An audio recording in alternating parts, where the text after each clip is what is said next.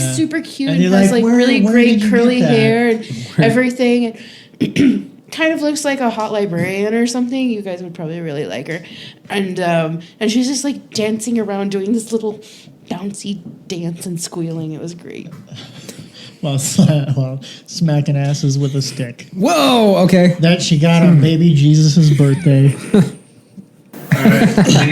Theme song. We don't have a theme song.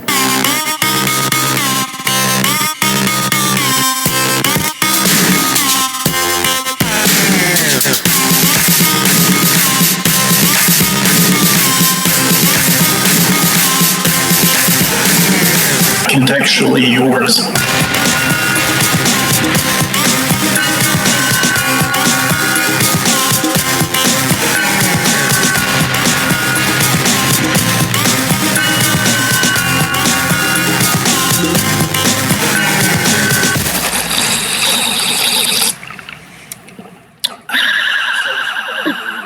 All right. So, ladies and gentlemen, welcome to another edition of Contextually Yours. Tonight we have, of course, as always, myself, Griffin, and Jeff over there. Uh-huh. Say hi. I'm over here. Say hi, Jeff. I'm over here and I say hi. And this evening we are also joined by Madam Sara Sin, the owner of the Dungeon of Pleasure and Pain, Sin Edition. And oddly enough, she's also a part-time legal secretary. Go fig. So anyway, yeah, we're going to talk about some stuff. I think that kind of interrupted the flow there. Yeah. And we probably shouldn't do that in the future. Fuck your awkward. But You anyway, guys are so mean to each other. but anyway, It's because we love each other. I see the love. I see the love. we were just talking about the That's some lapping. Some pretty hardcore lapping there. Dumlin now knows what a podcast is, and he's trying to make as much noise in the background as possible. Yeah. So we're just talking about gifts that you get from friends and family over the holidays when we celebrate our Lord and Savior Jesus Christ, and that one of them that you got was a sex paddle. Well, If I mean, I call it a wouldn't call sex it a- paddle. Do you call Can I call it a sex paddle because that's Well, actually, it would be how my brain it would be an impact toy. a what? An impact toy. like a fucking tornado. Oh man! Stop getting ice. Weren't you supposed to do that before we started? Like, Yeah, that should have been something that was already taken care of. Wow. And now I'm telling you, he knows what a podcast is. I'm just saying, sometimes you need whiskey. That's all I'm saying. This is going Dublin's up just here. mad because I won't let him sit in my lap. Yeah, yeah. Do most men get mad when you don't let them sit in your lap? Yeah. Yeah. So I have the damnedest time with that. I Do you let men sit in your lap, Griffin? On occasion. I mean, if he's cute enough. So Sarah and I. Yeah. have So been, we were talking about yeah, the Christmas paddle. presents. Yeah. Yeah. I would classify that as an impact toy more than a sex toy. Impact toy. Yeah. That's a good way to look at it. I had somebody not too long ago the ask PC me what term. an impact toy was. And Yeah, I was what- like, well, that category would include things that you would be hit with because it's an impact. Like whips And floggers. and floggers. And paddles. Cat of nine tails. Yep, those. Canes. Whatnot. Yeah. So Yeah, so my completely vanilla, non-BDSM, non-kinky roommate got me some interesting Christmas presents. She knows that I'm into that kind of stuff. So I got some really nice bondage rope and some paddles for Christmas. what's the difference between nice bondage rope? And regular rope. Well, Yeah. Or maybe like knockoff. kind of a bondage good, rope. kind of a way to explain. Well, it depends what you're doing with it. Now, this is the first rope I've had that's actually like dyed pretty colors. So it's not really going to be much good for like if you were going to want to do suspensions or something. because it's not that sturdy and it's more stretchy. Generally, it's kind of a cottony sort of thing. But if you're gonna like tie the rope in different patterns and things, it looks pretty. Okay. So is it like different material? Like, is it like It's different material. material? It's softer, different Yeah. material than the So other rope it's that I not. have. It's not. I'm gonna put someone in my trunk rope. I'm No. gonna put someone in my bed rope. It's interesting Japanese rope play stuff. Yeah, like You'd prefer a silk for that, depending. Oh Yeah. yeah. I'm not saying I know. I'm just saying no, someone else said I something. have friends in the rope community over in the UK that have more functional rope that's dyed pretty colors, but I don't have any of that. Huh. Yeah, Dyed and like pretty colors different for like photo ops and stuff. different exactly, and then different weights of rope kind of have different effects and things for the person being tied. Like thinner ropes, a lot of the times are going to be a little more painy than thicker ropes. if you're going traditional, you're going to be using jute. Yeah, But, yeah, and that's the bulk of what I've got is jute. yeah, Yeah, it's soft. Oh, okay. Yeah, so but I mean, you can do rope where it like feels like a nice hug. You can do rope where it's like, oh my god, ow. You can do a lot of different things with rope. so the paddle was Yeah, one puts X's and O's on your ass if you get smacked hard enough with it, and the other one puts stars on your ass. Ticked ass toe. What? Yeah. wow.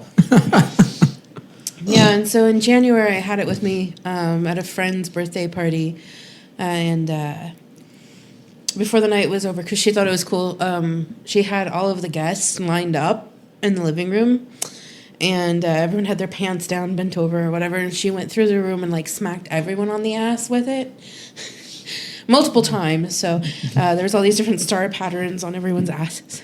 So, like, instead of you getting spankings on your birthday, you're delivering the spankings on your birthday. She got spankings too. Oh, but, well, you know.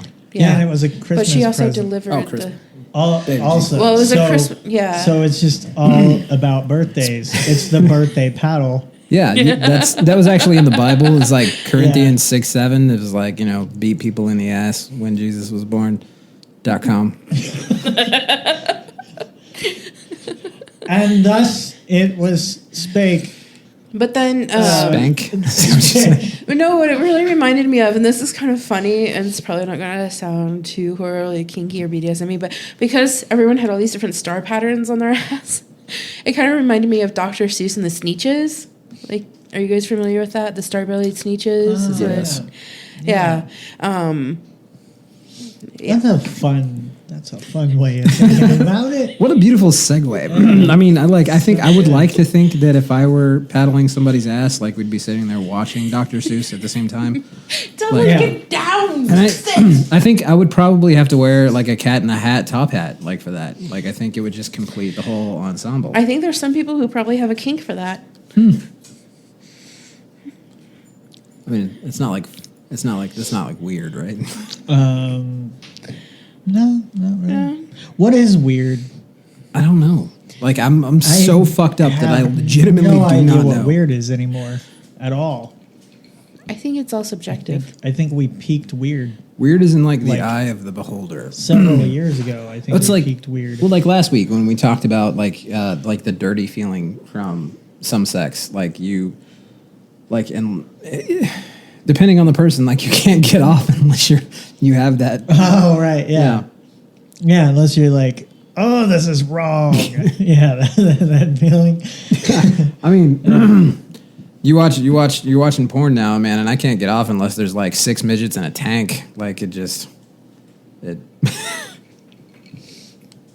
Yeah. You just keep up in the ante. Yeah. Well, and you know, that's that. I mean, is this classic like joke, is right? this How like many the midgets does it take to drive a tank? is this like Yeah. the Cards Against Humanity card? 2 midgets shitting in a bucket. Like, If that's not a Cards Against Humanity card, it should be. So yeah. Speaking of Dr. Seuss.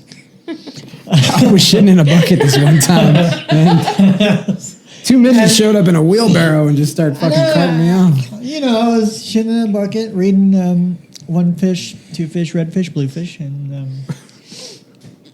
cranking it to... But I had ripped out every other page and replaced it with something from Guns and Ammo. So anyway. So yeah, pop culture references, because we were talking about that. Yeah. Like how there's unhealthy ones related to BDSM. Yeah. But yet pop culture otherwise is like not talked about as much as like the Speaking LGBTQ of pop culture, this might be a community. good way for me to tell you how I inadvertently, unplannedly outed myself to my mom. Wait, what? Wait, what? Yeah. Explain that. Well, I mean, it's not like BDSM is something you're going to sit around and talk about with your mom, especially whenever she's like a Bible-thumping church lady, right? So, 50 Shades of Grey is really big pop culturally Right. the last few years. And apparently her and her little church lady friends got talking about it, like at Bible study or something. I don't even fucking remember. But Not gonna lie, I kind of got like a semi right now. but so we get in the car. I'm getting ready to be in the car with her for like an hour. We're in there for like 5 minutes, and she starts talking about this and how her and her friends, they've had all this discussion about how like evil and bad, that B&D stuff. B&D. Yeah, B&D. That B&D stuff. Engaged in that breaking and entering, those B&E bastards. So that B&D stuff and how unhealthy it is and how they're really concerned because tons of little girls are going to get hurt because all that bobbing and dipping. you know, and this 50 Shades of Grey. And then she's like, well, what do you think? And I'm just like, well, I couldn't get past the first 2 pages because, I mean, it's really shittily written, you know, novel. Like, I mean, so I didn't read it because it really isn't well written. So I can't really have that much of an opinion, I guess. That's an interesting response because I've had a friend who, like her explanation of reading the book was she had to put it down because she had to keep masturbating after each chapter. So it's like, I don't know if that speaks volumes about you as a person or what. I don't know. But I mean, I was reading Tolkien when I was 12. So, I mean, my standards for literature are pretty... Yeah. I'd actually almost be more curious had there, like, about the terms used. Like in that book, like if they were accurate or not. Yeah, and see, for me, like I've been involved in things for about 6 or 7 years now, and so, you know, it was talked about a lot in the community about the impression it was going to give people, especially whenever it got really popular, and like, you know, how's that going to reflect on the community and stuff. So I was all like, yeah, well, I'll find it and get a hold of a copy and read it, and that way I can form a, you know, informed opinion. But I couldn't get past the first 3 pages. Yeah. It was like, this is a book. This writing is shit. Like, so anyways, yeah, that's my answer to my mom. It was like, well, it was poorly written. I tried to read it so I could have an informed opinion, but couldn't get through it. So yeah, that's my opinion. Mm-hmm. And so I think we'll be done. But no. She's got to keep talking about it and da-da-da-da and all this stuff. And she's like, what do you think? We go through a few cycles of this. This goes on for like 20 minutes. And before it's over with, she's like pounding on the center console in the car, like, what do you think? I want to know, what do you think? And so, yeah. Just so I got about the book, about the 50 Shades of Grey, and about if it was abusive and BDSM, or yeah, just like if I thought the book was like, you know, sinful and horrible and bad, and the only thing sinful about it is that it actually got published because it's shit. But anyways, you know, but just like if I agree with her and her other church lady friends that this B&D stuff is bad, and you know that people are abused and whatever. And so finally I got irritated, and I was just like, look, can we just drop this? I can't give you the answer you want from me. As somebody who consensually ties up and beats willing young men, I cannot give you the answer that you want. right. And then she's like, oh my God, I just can't believe you. Oh my God. Right. Yeah. And so then she just got quiet for a while and didn't really say anything else. But now So- anytime she hears about friends that she doesn't know where I met them at, she's always like, they're not any of those people, are they? Right. And Yeah. I'm like, what are you talking about, Mom? Those people, those B&D people, aren't they dangerous? Yeah, I mean they've got batons and dumbbells. Yeah, well, I mean, statistically, they are more likely to be successful at like everything. So I can see how that would be. That would be Yeah, dangerous. that's threatening. Yeah. But yeah, so I'm just like, what, you mean scary people like me? And then she's just like, well, you're not scary and dangerous. I'm like, Right. So What about positive influences in the media, positive influences in media. like portrayals of the BDSM? Oh community? yeah. Well, we were talking about the secretary earlier, Yeah. yeah. and I don't think know. Like, one I of the don't know if that is or not. I don't know. I think there's some different things. I think that male dominant portrayals are more prominent in what we see in media that most people get exposed to. Right. Which is weird. Yeah. Yeah. Yeah, because typically, I mean, at least in my, humble exposure, there's a larger percentage of dominant women. I can see that in a way. Yeah. Yeah, I mean, there's quite a few of us, but I think societally, in a lot of ways, like, it's still frowned upon for guys to be submissive at all. It kind of goes Openly, against all the yes. I would say openly, yes. Yeah. But probably, like he's saying, like there's probably more, dominatrices, dominatrix. Dominic Dry. dominate, and they I would think that so there's like the cultural dominance, like the actual like family and cultural dominance. The open dominance is primarily men, and then the sexual dominance is that realm. I think is handled more by women than men, probably. I honestly, I tell a lot of people every single interpersonal relationship we have has a power dynamic. Yeah, Whether it's a partner, a spouse, a boyfriend, a girlfriend, friends, like even with you guys, I mean, like there's small power dynamics within every relationship. Yeah. And like my relationship with you guys is more even, than with some people, but every single relationship we have, especially close ones, have a power dynamic. The only difference between vanilla people or the average person out there and people that are involved in BDSM is we actually discuss it. Like, we know which side of the power dynamic we want to be on, and we have discussion about it. Whereas a lot of my friends that aren't in the lifestyle, they still have power dynamics, but they're just going blindly at it without having any discussion of what they want. And Communication is the key. yeah, and there's kind of a lack of communication. So instead of like planning things out and sitting down and talking about it, it's like butting their heads together to figure out who's in charge of what. I can actually see that because, like Griffin and I, it's going to take us a long time to finally sit down and have that talk about which one gives the hand job first. I voted for simultaneous. And yeah, and I'm kind of with you there. But we haven't had a real conversation. I said we about take it. baby steps. And- I Dutch rudder you, you and- Dutch rudder me, and then we just move up. Yeah, I mean, you guys could just sit down and write out a contract. yeah. I don't know. Yeah. Some people Sign do it and that. semen, baby.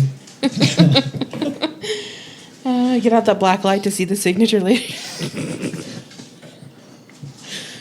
Oh, that's good. Blacklight signature. I'm so doing that on my next contract. So, so with that, you have the typical BDSM terms. What about like, I know you told me something earlier today about going out and hanging out with munches. munches, which I Yeah. thought was just like, because she was talking about when she was in Europe, and I was like, oh, that's a brunch, but they're British, so they have to make some stupid new word. No, and actually, since then, because remember, I was like, I've forgotten. Remember earlier, I told you I forgot where it came from. A lot of it, whenever munches first became a thing, oftentimes people would meet at like restaurants or other places where there was food. So you're eating munch. Okay. Yeah. Yeah. Well, see, I thought it was just a vagina eating contest. I didn't know. Yeah, munches are actually surprisingly non-sexual. There's kind of this misconception that within BDSM community that everything has to be about sex all the time. And there's a lot of stuff going on with the dynamics that don't have anything to do with sex at all. It's just Well, is that the function of the munch? Is The- that's the function of the munch. the function The of function- the munch is to The function of a munch is to where that you're just dressed like a normal, like in normal street clothes, in a public place that's safe to go and meet new people, and you go, you hang out, you have some snacks or whatever, and you chat with people, Just a just hang, like you just would a if you meet were and greet. hanging out, just meet and greet, right. you know, and So just it's go hang out. it's just a normal hangout how everyone else hangs out. Exactly. It's just that in the context Of that, you know, everyone of who's a there hanging community. out in the group you know is everybody's a freak and it's awesome. Yeah. You know, So- everybody has, you know, is at least, you know, open to kink and not going to be like freaked out by you or whatever. Right. And you get a chance to like have conversations, talk with people, that sort of thing. It really stinks here in the US, like in some regions, that there's just not very much of that available in conservative Bible Belty places. Right. So what was the experience in Europe like? Europe is amazing in multiple levels. Whenever it comes to kink stuff, I've had a few different experiences with that. My first trip over to Europe, I visited like 6 countries, and I spent like a week with a friend in the Netherlands. And while I was there, she actually had looked up before I came over to visit and found a femdom party for us to go to while I was there. And so that was a fun adventure. Like, she hadn't never been to this place before, so we're like trying to find it and everything. We got a little lost, all this other stuff. And then we actually bumped into a guy who was going to the same place while we were lost, and he helped us out, which was really awesome. So what's a typical femdom party like? It really depends. There's different groups, and they run things in different ways. So, like Definitively, it just depends on the organizers Yeah. and like where you are and what kind of environment they have set up. Club Femme in the Netherlands, where I went the first time, and I've actually been over there to visit again since then. I went to a big anniversary party they were having last year, but yeah. So we went, and everybody was like super, super friendly and welcoming and like warm and everything. And you know, they invited they invited us into the group and kind of see what's going on and stuff. And basically, it's like the men were being of service in some way or another. Like, some guys were volunteering to like do activities that involve spanking and, you know, flogging and other things. And then there are people who are just like service oriented submissives, and so they volunteered to like make snacks and hors d'oeuvres and fetch drinks and Chairs. you know, that sort of thing. So Chairs. but the big thing that I really loved about that group, guys, is there was no pressure to have to do anything. You could come and just hang out and kind of check things out and see what was going on. Yeah. And it was very open, that there wasn't any pressure to do anything, and everything was handled in an extremely safe manner. Like, anybody who was involved in impact play or anything, the dame who was running everything would beforehand be like, at one point they set up like a gauntlet with dominant ladies on like each side, and then the guys had to like crawl on their hands and knees through, and then like all the ladies would like smack them with like canes and their hands and stuff on their way Pretty through. great. It's like a How much Klingon ritual right there. How much is a ticket to that? But before each guy would come through, the lady who was in charge of everything would list like if they'd had any injuries or health concerns or what level of impact they were okay with. Oh yeah. And things just to make sure everything was like safe and not gonna be bad for anyone. So there's like two things I want to talk about simultaneously, but one thing is for anyone listening to this that doesn't know certain terms, let's go through femdom, flogging, and whatever the fuck you said to me a minute ago. I'm not sure. I said a lot of things. Was it piss chair or what the hell did you say? I have no idea what you're talking about. Okay, I think he was referring to human furniture. Yes. Yes. Oh. That is where a person will be posed in a certain way to serve as a table or a chair or a footstool or some other piece of furniture. And then they stay there until they're told they can move. Nice. Yeah. All right. Femdom is short for female dominance. Right. So these parties, Dame is another word for a female dominant person. And it's often used a lot of the times with lifestyle dominant women.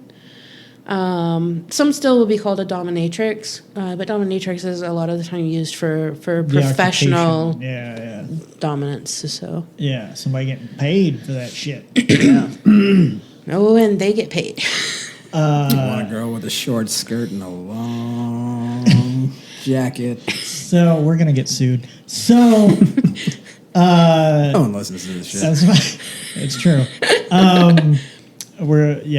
Somebody's gonna call some record. No, I was. They're gonna I'm call not- Cake I and was be gonna, like, start and going be into like, a they whole said a spiel. line from your song on their podcast. Yeah, I'm like my brain's not fast enough for this bit. Get in line, record companies. Get in line. Anyways, your questions, Jeff. Okay, so if it's a definitive femdom party, you can say that there's at least some amount of women dominating men. Yes, That's And that's then- kind of what it's about. And then, but there can be like different degrees of that, or Yeah, I mean, different couples are gonna have different levels. or is it, you know, is and it like a bunch of women getting together like an AA meeting? no, it's like no, my no. name's It's not like, Katrina, and I really hit men really hard. And it makes no. me- It's nothing like an that AA kind of meeting. shit. Nothing like that. That'll be the Femdom Anonymous. Dominance. Say that 5 times fast. Go, I dare you. That's in a rap song somewhere. Has to be. But it will be now. Femdom Anonymous. I said it right the first time. But no, there's different things. Like, there's kind of these stereotypical images of what a dominant woman and a submissive man are going to look like, and what they're going to do. But there's a large spectrum Yeah. of what people can be into, what they enjoy. Not every submissive guy is a masochist. I actually have a really close friend in the UK that is submissive to me, but we don't have any sexual relationship at all. But he's very service oriented. So it's like if I'm hanging out with him, then I've got a hot cup of tea all the time. All Like day if this long. were Star Wars, he'd be a Sweet. protocol droid.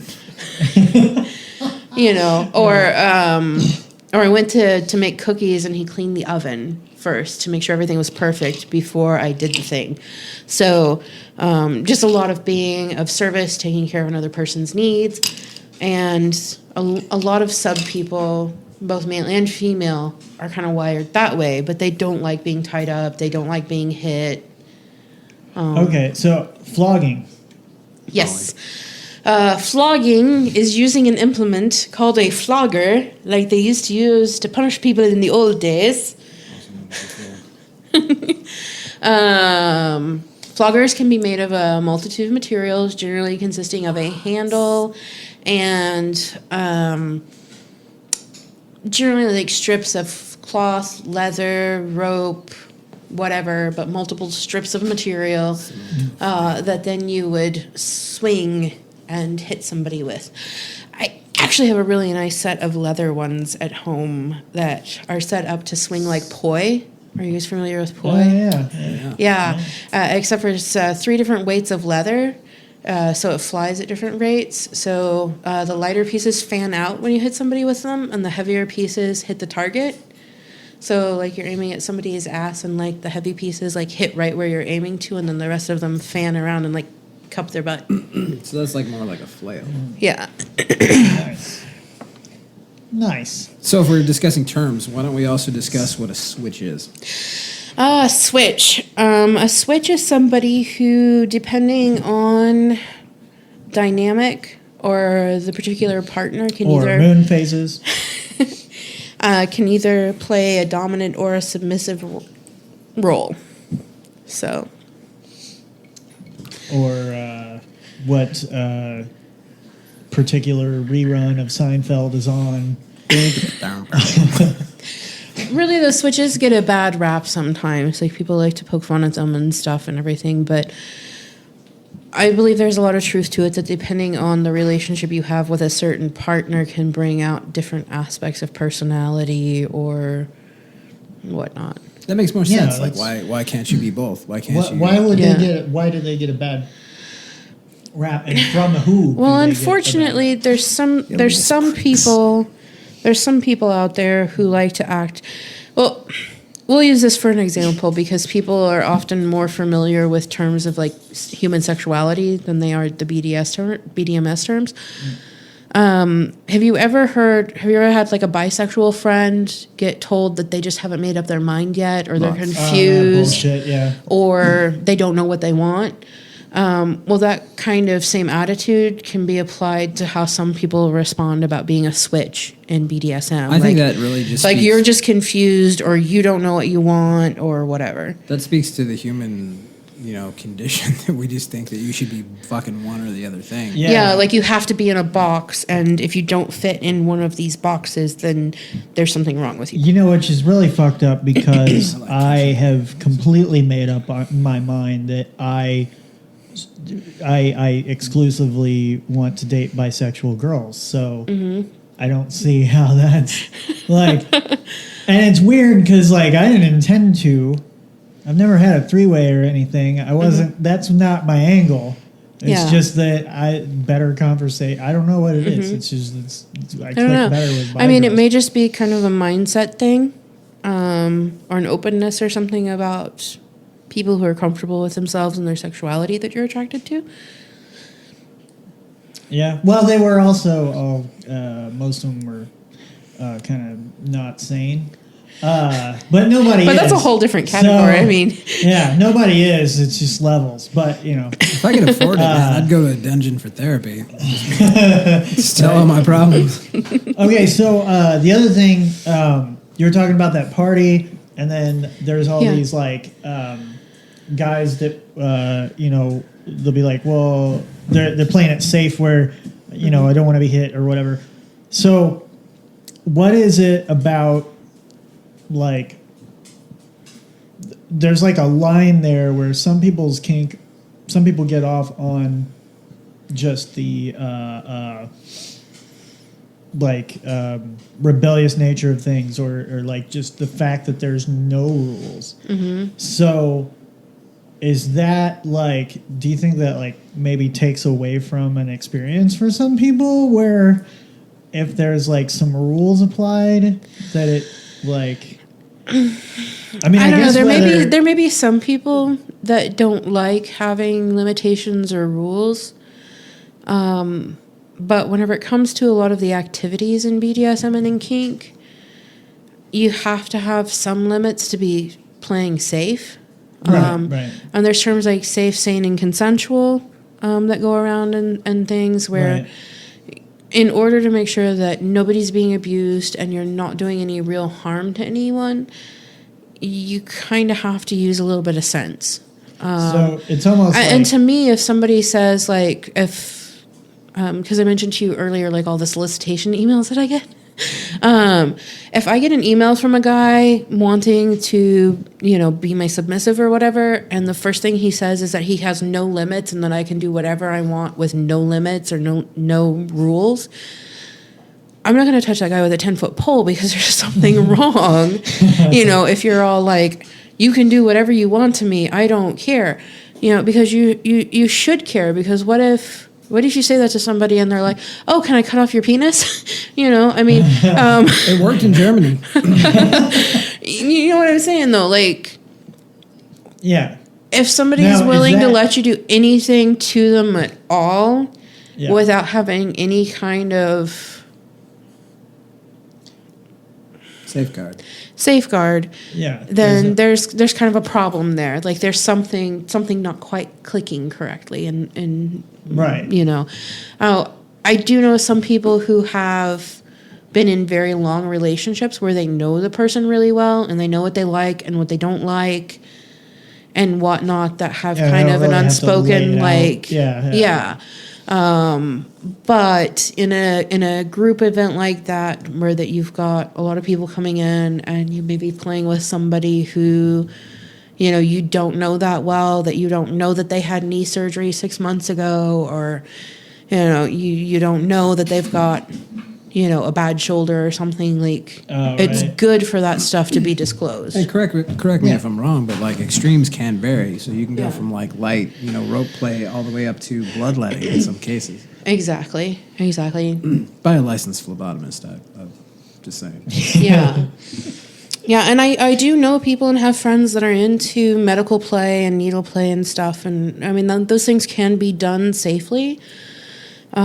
It's not my kink, so I don't know a whole lot about it, but Damn. I want to learn more about it. That's fucking crazy. But but some of the friends that I have that are into that kind of stuff are actually in fields involving medicine, so they're around medical things and stuff. It's kind of their thing. So, pretty awesome. Well, did you ever think about your doctor might be just like kind of like getting just a little hot Like- while he's only when he brings out the Wartenberg wheel. Like, but yeah, that's well, and that's not to say though that those people are getting off on like taking care of their patients. Like it's completely different activities, but just because they Yeah. have that medical knowledge, they're equipped to do things in a safe way. right. But if Yeah. they play doctor, I mean, they play doctor, right? So, oh yeah. but yeah, it's like that's always been kind of interesting to me because I've done some kinky shit, but not like I don't know. Well, I guess never really, I feel like there's a fine line between the BDSM community versus fetish communities. Like, would you agree with that, or do you think that they intertwine? My experience has been a little bit more intertwined.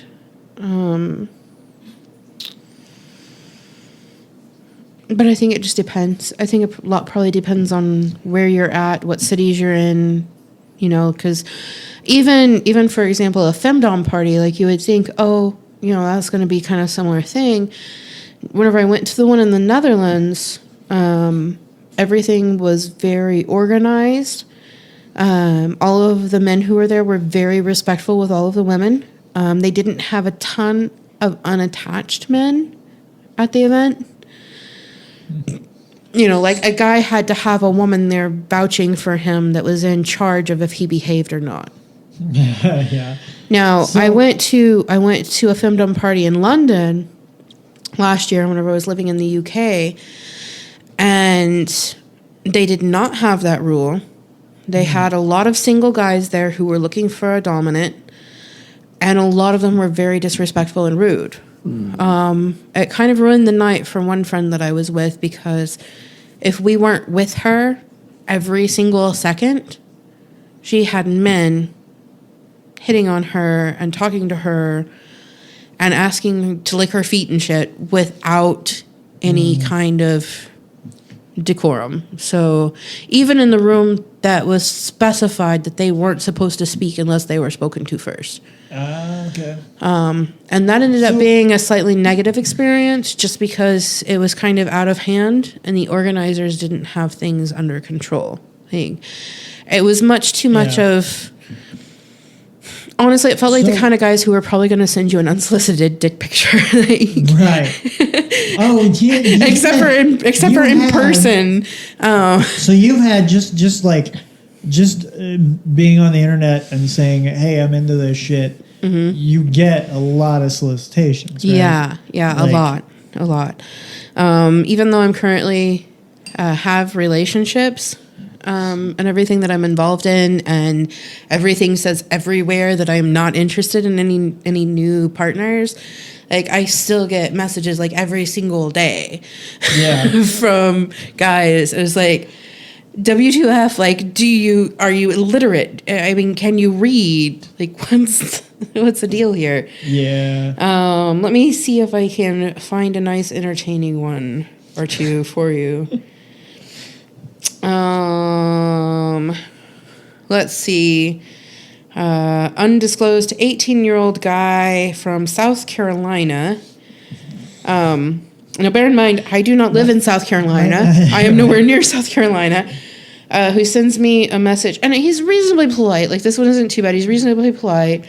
But for some reason, he says that he spends time in the summers in Arizona...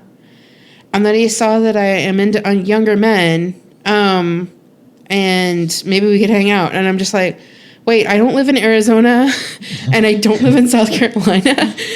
So I'm not real sure, like, did you misunderstand the state of location on my profile? Or, and then there was a guy from the city I live in that... just randomly is like, how are you? And I'm just like, okay, this is a stranger. We'll try to be polite, because sometimes you can end up having interesting conversations with someone or something. And so he's like saying that he likes my pictures or whatever. And then I'm like, tell me something about yourself. And he's just like, I love getting tattoos, working out, and eating pussy. And I'm just like, is that it? And then he's like, well, that's the basics. And then I just didn't respond anymore because it's like... Wouldn't it be great if he just told everybody that? Like all of his friends? Like, do you wonder, do these people... Do some of these guys, do they like walk up to women on the street and just be like, hi, you don't know me and I'm not even going to tell you my first name, but can I eat your pussy? Because that'd be really fun for me right now. It's just like... I just imagine the guy that's talking to his buddies like, hey, yeah, or just get a new job or whatever, and it's like, yeah, I play music, and oh yeah, I make these like model cars and shit. And the other guy's like, yeah, I ain't pussy, man. Okay. Here's a real gem. Just working out and getting tattoos, eating pussy. Okay, so here's one for you. This may sound odd, but I'd hate to have not tried. I'm in insert my city here. Through Friday for work. If you'd like to have a stupid male dog licking your shoes clean one night, I'm a very good dog. If not, no worries. I know it's random. Yeah, see, there you go. And it's just like, and again, like, it says all over the place that I have a relationship and I have... Yeah. And that I'm not interested. And then on top of that, I'm like demisexual and stuff. So like I need to get to know people and things to find them attractive. And and so this is a thing that I think is a common misconception with a lot of people, and that's like so you're on a site for that lifestyle. That's like so I mean, I don't want to justify what they're saying, but like, okay, but here's the thing. There's some sites that are set up like a dating site for kinky people. So there's kinky versions of like OkCupid, right? Like there's one called Collar Me and different things, and those ones specifically are set up to like find a partner. But this particular site is like forums and supposed to be a place to like discuss safe play and different fetishes and stuff. And it's not set up to be a dating site at all. But these people are trying to turn it into a dating site by sending like all these solicitations. Yeah. No, But I mean, I get where agree you're. with you. I get where you're coming from, though, and I mean, it's possible to meet people and It's develop just- into a it's partner just- or it's whatever. the subject of sex. So No. In It's the essence. subject of BDSM, and BDSM isn't always sex. okay. Well, see, that's the misconception then, I guess. Yeah. For example, I know a lot of people who do a lot of rope play that it's not sexual at all. It's just about the rope and enjoying being tied up or enjoying tying other people up. They don't ever have sex. It's not about that. I know people who are into impact play. Like on my last trip, I had a friend that I got together with. We just did impact play. It wasn't about sex at all. Like we did flogging and caning and stuff and everything and had a good time, and it wasn't sexual in the least. See, now that So- I'm not sure about, because I do believe that there is an element of sexuality in it. Otherwise, there's no Yeah. enjoyment in it. Yeah. Whether or not it actually leads to the physical act of sex itself, of course, is something completely different. Now I think, Right. but too, I differentiate between sexual and sensual because I feel like things can be sensual without being sexual. I guess I'm going for more of a base instinct on that. Like, I think you can't have one without the other. Like, I think a sensual act it can't be sensual unless there is, something sexual behind it. Like the two, I mean, I think. Because otherwise it's like playing with rope. Yeah, well, I just think we as a culture don't like to admit that, that it's kind of a one and the same thing. It doesn't mean that you're going to bone, but Yeah. there is definitely a tingling in your nether regions kind of feeling to that. It doesn't have to just be the nether regions, though. Like there's, I realize there are other regions. but I mean, there's things that you can get out of various types of play on like an emotional level and an intimacy level that isn't about tinglies in your nethers. No, I agree that is actually tied into it, but I believe it's not a separate thing. I believe it's parceled together. Well, that's also like the different, like when you say like fetish,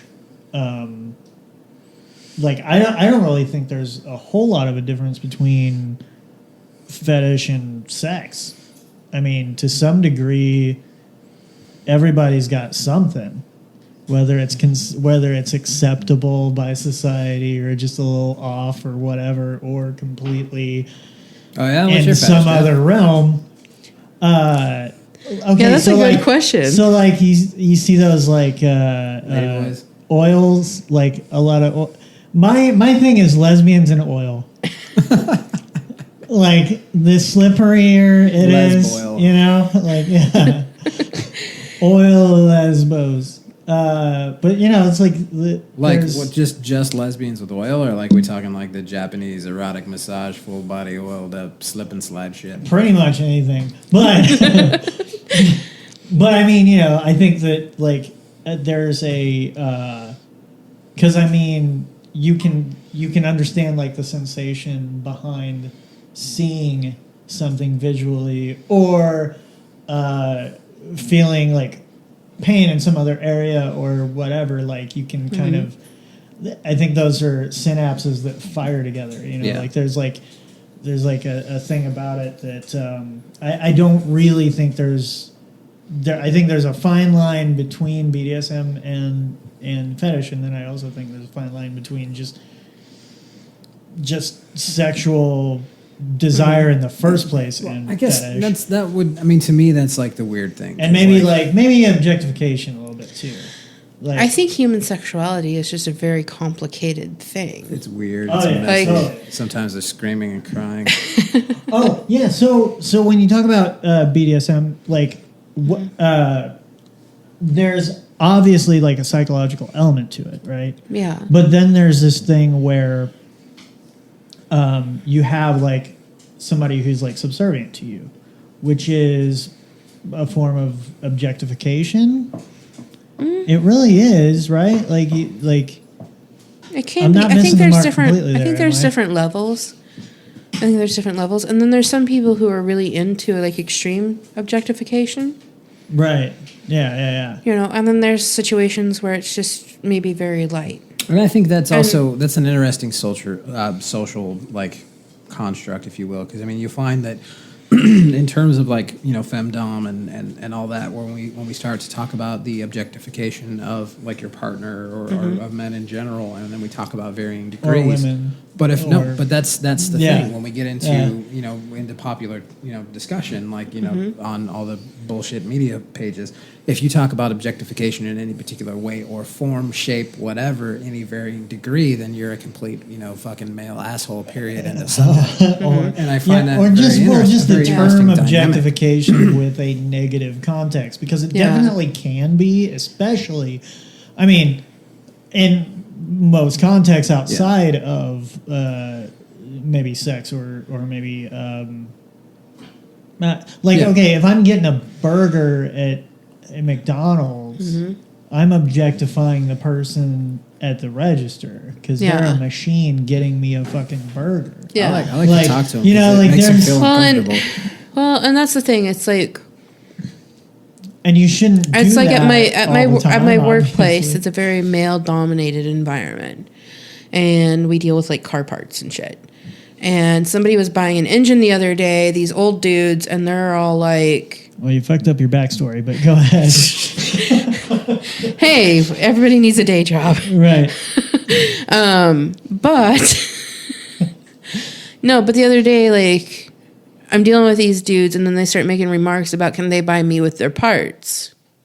That's not cool. Like, that's really uncomfortable. Yeah. Totally out of the line. Context of that environment, And completely in that context, like, totally wrong. Right. But at the same time, I've had partners that I'm more submissive with, and if they say something like, because I do a little switching sometimes in my personal relationships, and if my partner in the middle of like sex says something to me like, "Oh, you're a good girl, you deserve to be fucked," like, that's completely different. Like, that's hot. Some random skeezy dude at your job, right? Exactly. Saying, it's like, "Oh, can I buy you today?" Is like gross. Yeah. It's like, can I like the same exact sentence uttered at the workplace and uttered in the bedroom. Yeah. Exactly. All the location, like who's saying it. And I think that's something that sometimes we get a little overly politically correct and forget that at home or in bed or in certain areas, like, it's okay for these things to happen where it's not over here. And if you like having those things happen at home in bed, that doesn't mean there's something wrong with you or you don't respect yourself. Right. Yeah, I think it's such a weird like dance that you see with like either on the side of like a puritanical context or on the side of just like political correctness, where like you can find these things where you're just like pissing off both sides for some reason and have no idea how or why. It's like like you can find these things that are just full of just so much what's the word, like hypocrisy in just not letting you be human, just like not letting you be just a fucking human being that wants to get off, Exactly. So I have a list here. One thing I wanted to bring up too, I was gonna mention to you. I don't know if you've seen this or not, and this is not really a plug. They don't sponsor us or anything like that. But in Seattle, there is the Center for Sex Positive Culture, and it is basically an entire center to set up to promote positive sex culture. And they do actually host a BDSM night every month. And I hadn't heard about that. Yeah, it's actually, I would recommend checking it out. Yeah, I'll have to look into that. That sounds cool. I think there's a lot more positive things coming out. Now, unfortunately, I think 50 Shades of Grey is a very poor portrayal of BDSM. Like, it's full of like stalking and obsessive behavior and kind of like abusive situations that I really don't see that much of in the community, in the actual community. Right. But I do think it's good that people are discussing these things more. Yeah. Because honestly, like I mentioned earlier, power dynamics are in all relationships. I think it's important for people to feel comfortable embracing who they are, how they feel about things, learning to communicate openly, at least with their partners. And if these kind of things being discussed in whatever level in culture, whether it's a thing in Seattle, whether it's 50 Shades of Grey, whatever, people being able to feel more comfortable discussing their needs and wants in their relationships, and that's good. Yeah. I don't like the idea of just any shame associated with sex. Mm-hmm. I think it's really fucked up. Okay. Yeah, unless that's your kink. Yeah. Like, unless you're like, oh, I gotta do something wrong. Oh, I completely agree with you on that. I mean, like my background, like I spent a lot of years involved in like church and the whole you're not supposed to have sex till you're married and da da da da da. Yeah. And like I regret all those wasted years not having a good time. Well, I regret, like, there were of course it's really fucked up in like how many like girls in high school were getting just shit on because of how many boyfriends they had, and then they kind of ended up, like, for better, like they kind of ended up either just having kids and staying in the same shit town. But like, did that kind of have to happen? This is such a stereotype story. But maybe she just like really craved dick, and then she got so ashamed of that she got, like, quote unquote put in her place or whatever, and then fucking when it didn't have to kind of work out that way. That's because as a species we're horrible cunts. Like yeah, pretty much. Like, it's like whenever I was a teenager, I remember being told by like older women that I knew that I need to be less smart because boys don't like smart girls because they don't like it when girls are smarter than them and all this shit. And I was just kind of like, even at like 14 or 15 years old, I just kind of looked at it. I was like, oh, why is it my problem if they're stupid? Like, no offense, but I just couldn't understand why it was my responsibility to make somebody else feel smart. I'm like, if they want to be smart, then they can read books too. Like, it's not my job. Right. But I saw in the rural, like in the rural farming community where I grew up, I saw other girls around my age that I knew purposely like starting to do not as good in the school and kind of dumb themselves down so that they could have a boyfriend. Yeah. And for me, I was just kind of like, well, if you can't keep up, then I don't give a shit anyway. Like, what's funny about that is it's actually a good argument. Like, if that were true, it would be a good argument for why women should be smarter, because then men have to one up them. And we might actually get to Mars sooner. Like why would you? Because that would be the idea, the design, but then it would turn into an episode of Here, Hold My Beer. I think that's a plan of action right there, man. But I mean, like, we're not talking like that far back in history. Like, this sounds like some 1950s shit, and it was the 90s, you know. And that kind of idea was. I was in a small town, man. Fuck. And that kind of thinking was still going on. Like, it's just bizarre to me that. I don't have those cool stories. I grew up in the suburbs of Las Vegas. Yeah, I was in a really small town, and my graduating class was like 20 people. Like, it was tiny, and I think I kind of had to play a role, essentially, just trying to like find a hole for my individuality, like find some way to be kind of more unique or whatever, and like. It was kind of a douchebag because, like, I didn't have, like, any, I didn't have a tribe. Like, I didn't have any kind of, like, I didn't really fit anywhere. Yeah. And so... I mean, I'll be honest. I just watched a bunch of kids do drugs and survived. That's what I'll be totally honest. Like, I can relate to that because I haven't felt like I belonged anywhere till I went and spent 6 months living in Europe. Like...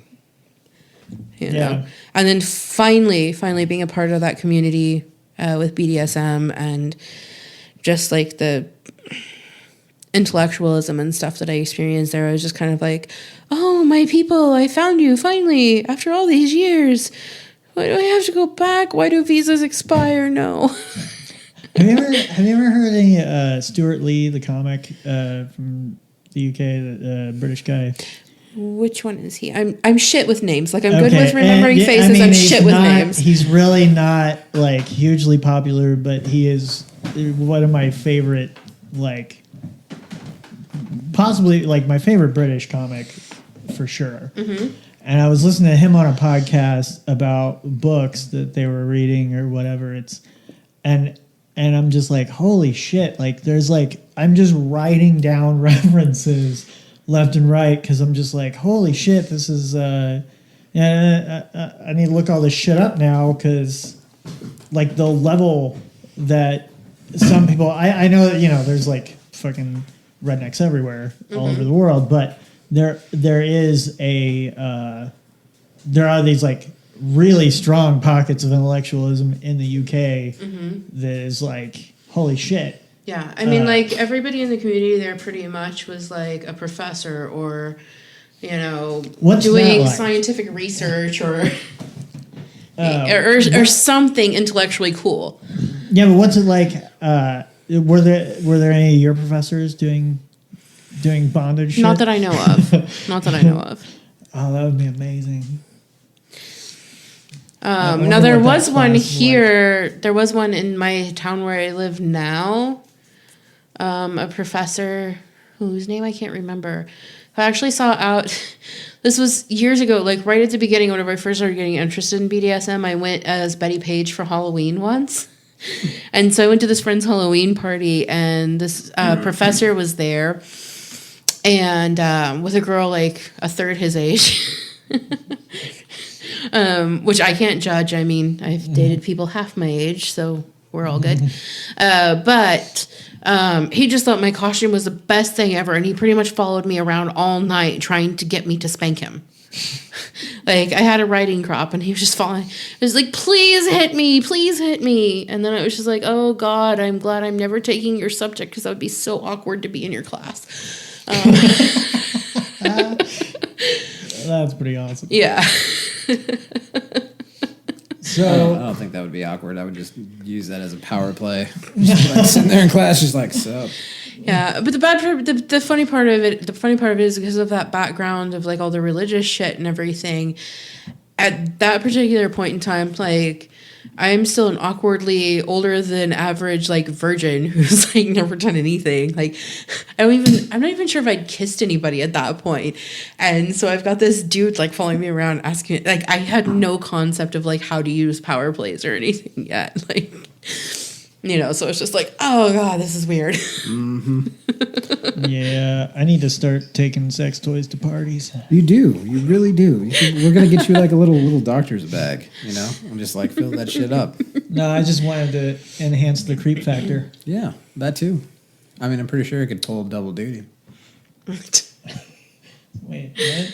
Oh. I'm just saying. I already scare women, so I might as well, might as well go all in. I've never found you scary. Well, thank you.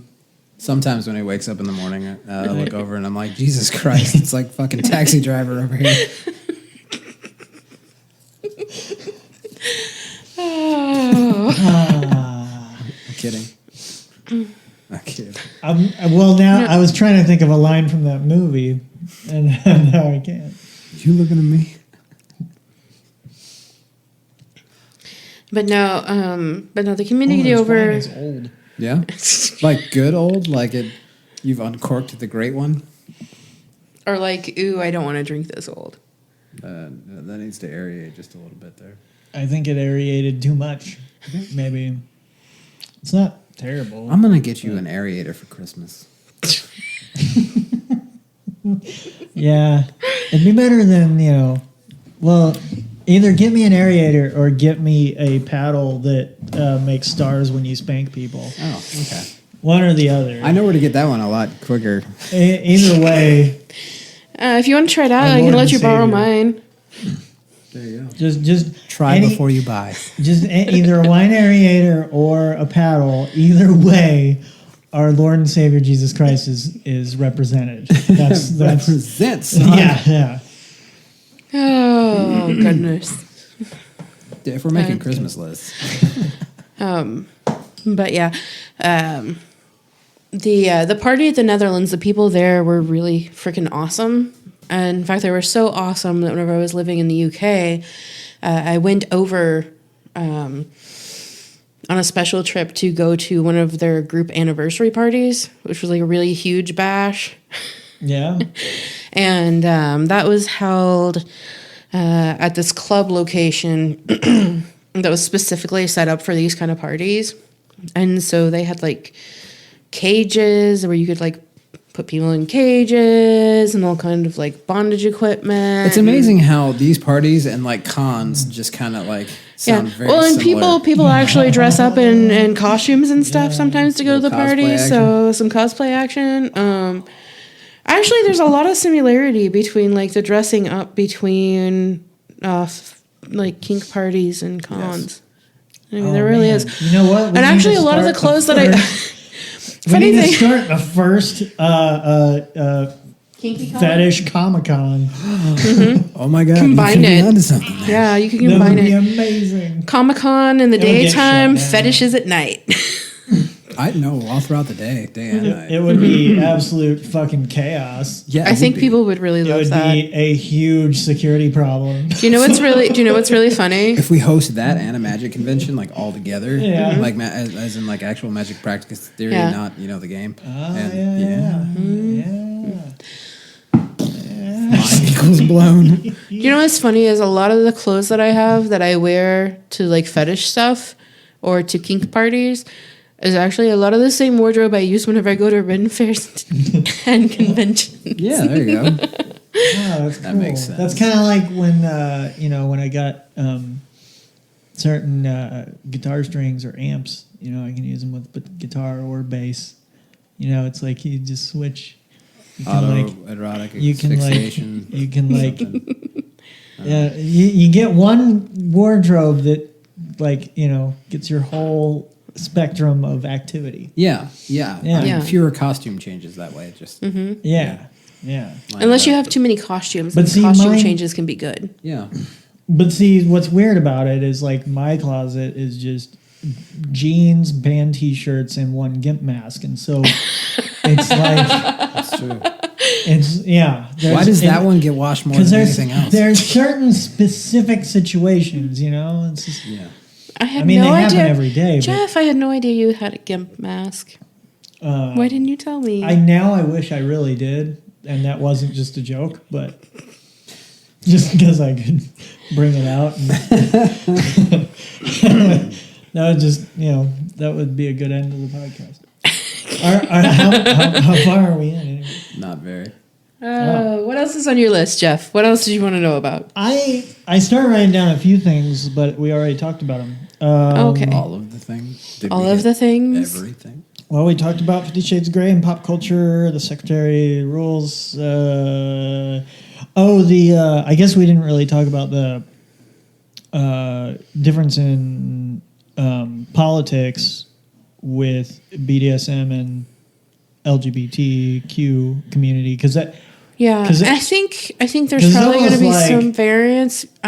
it's almost like we talk a lot more about sexual orientation and identity than like kinky shit now than we used to. Well, and we do talk more about hetero kinky shit than like a mix of homosexual and hetero kinky shit or bisexual kinky shit in general. Yeah.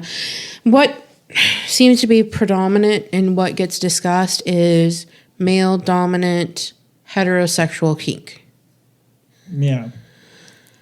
And That's the mainstream.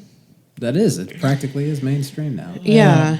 We're And I mean, really winning. but I mean, It's a good thing. let's face it though. If you look at things historically, like the relationships that were going on, like in the 50s and stuff, or like with our grandparents and everything, it was a dude bossing a chick around and telling her what to do all the time and when to have dinner ready and blah blah blah blah blah. So it's like this would offend some people, but I almost feel like male dominant, female submissive stuff like that. Like, I almost feel like that's mainstream. Like, it's not even kinky, really. Yeah. I can It's see like that it's like argument, yeah. it's like that's what everybody expects you to be, you know. So And I guess I'm the odd duck out because as soon as like the first thing that pops into my head when I start thinking of BDSM culture is femdom, like just immediately. Actually, yeah, that's kind of the same thing with me. That's the first thing I think of. But Maybe that says a lot about us. Like because we're dudes and we're into counterculture shit. I guess I don't know. I mean, did I need to bring some rope and floggers over? I'm really upset that you didn't.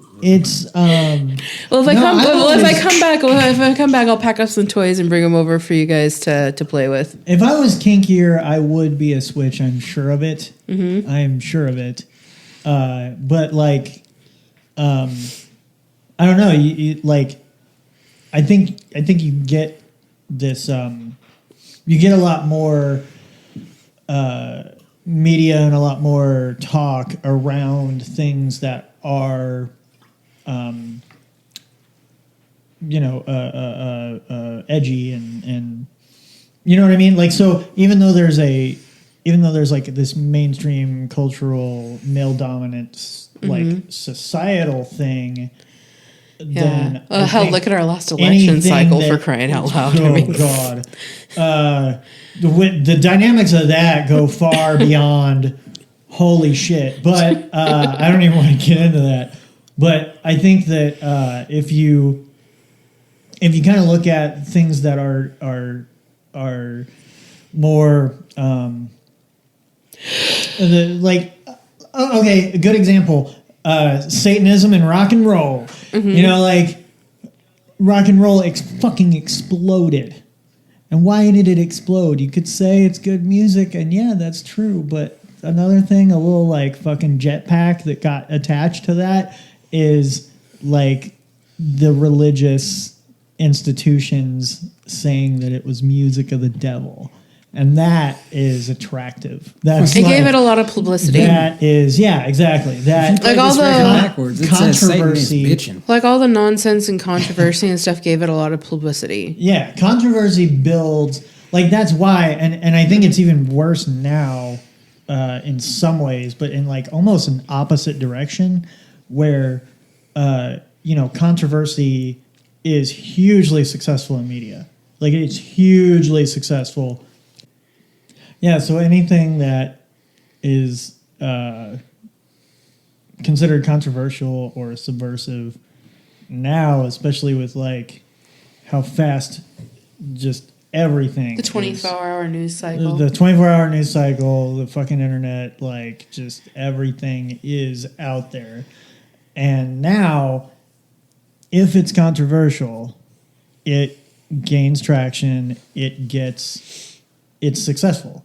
Mm-hmm. If you really want, like, on this podcast, if I just say something just fucking atrocious and horrible, we will get more plays than anything else we've said in this whole conversation. Mm-hmm. So I should add back in. I should add back in the parts that I had originally cut out from the past few other podcasts. Yeah.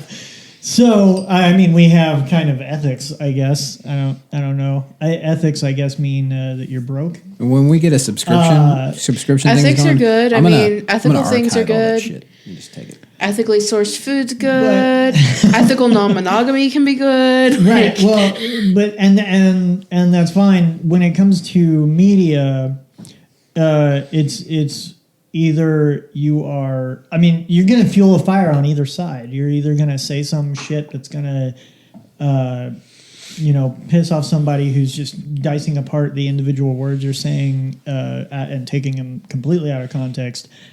Or it's going to be the other side of that, which is that you have an agenda that you don't really have, or whatever the fuck it is. And that is what gains, like, the more fucked up shit you can say, the closer you are to being president. That's all I'm saying. So, because it's success now. It's success to be a fucking asshole.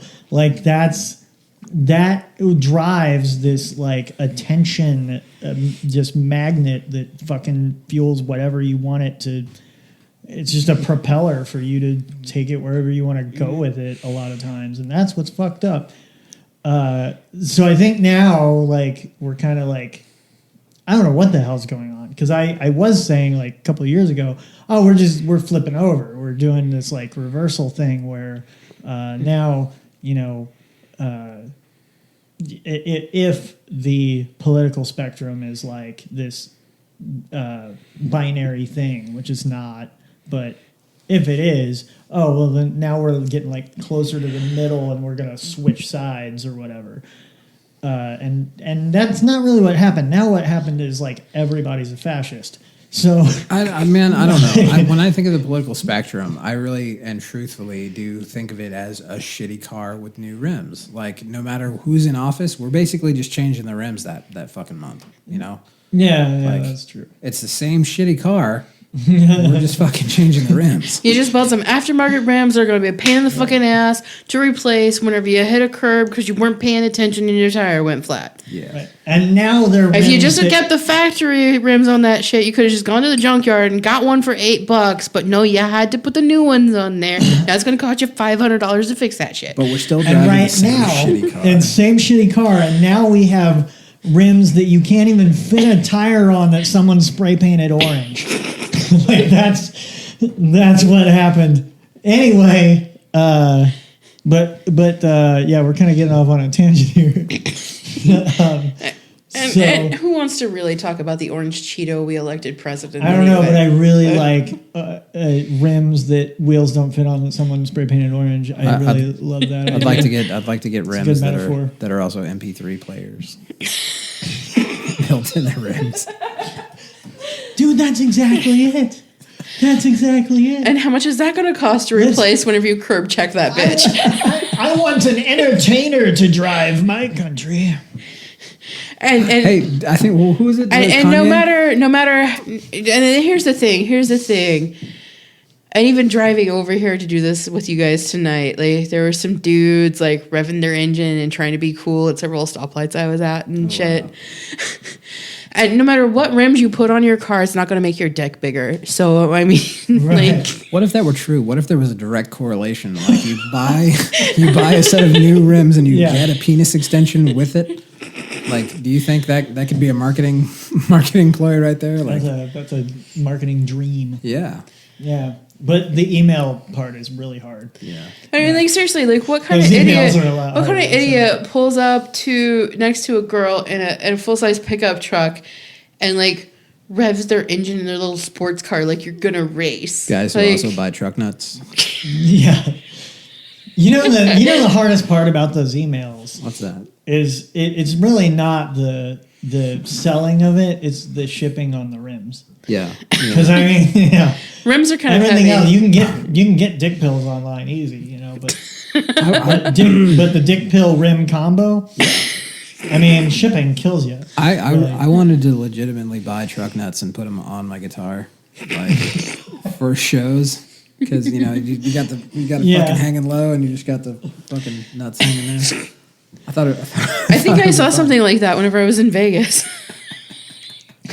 It does not surprise me. You'd be able to single out certain people in the crowd, that's for sure. Yeah.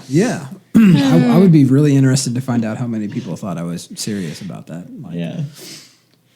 Hey man, I really loved your set. Hey man, that guitar solo was awesome. And then when you got up to that 12th fret there, and you got really close to them truck nuts, man, I'm telling you, man. Now, one question for you, Griffin. If you put the truck nuts on your guitar and everything, are you going to open this show playing My Ding-a-Ling? Huh. That's an interesting thought. I guess. Or doing a cover of AC/DC's Big Balls. I'd probably do Big Balls. Yeah, Big Balls. Big Balls would guarantee you those guys would come up to you after the show. Hey man, I heard that cover. That's like my favorite song. Like when I was 8, I heard that song for the first time. What? And I knew I blew an opportunity there because whenever I walk out into I was trying to do a bit with that. when I walk out into the crowd to do the solo, like I was doing with the wireless shit, right? I would have them fondle the truck nuts like while playing. Like I think, I totally missed out on that opportunity. Yeah, you can. Son of a bitch. No. You want to do that during the line where they say, I believe that my big balls should be held every night. That would be fantastic. Hey man, that's the coolest thing I've seen since I got out the trailer. Well, they got nuts for everything now. Like I mean, you can get balls in your can get, fucking ice. You can get truck nuts. They have balls for your fucking ARs. You can get tactical nut sacks. You can get a fucking nut sack at the end of your rifle. Like, I mean, I don't know how that works for stability. Like you're fucking. Anyway. Okay, so most of the things you just mentioned that you could get fake balls to hang on are all things that you commonly see being used to prove how big and tough or whatever of a dude you are. See, now that's a Western thing, though. Because Yeah. you take Scotland, for example. I don't know if you're familiar with the Scottish worry stone. The worry stone.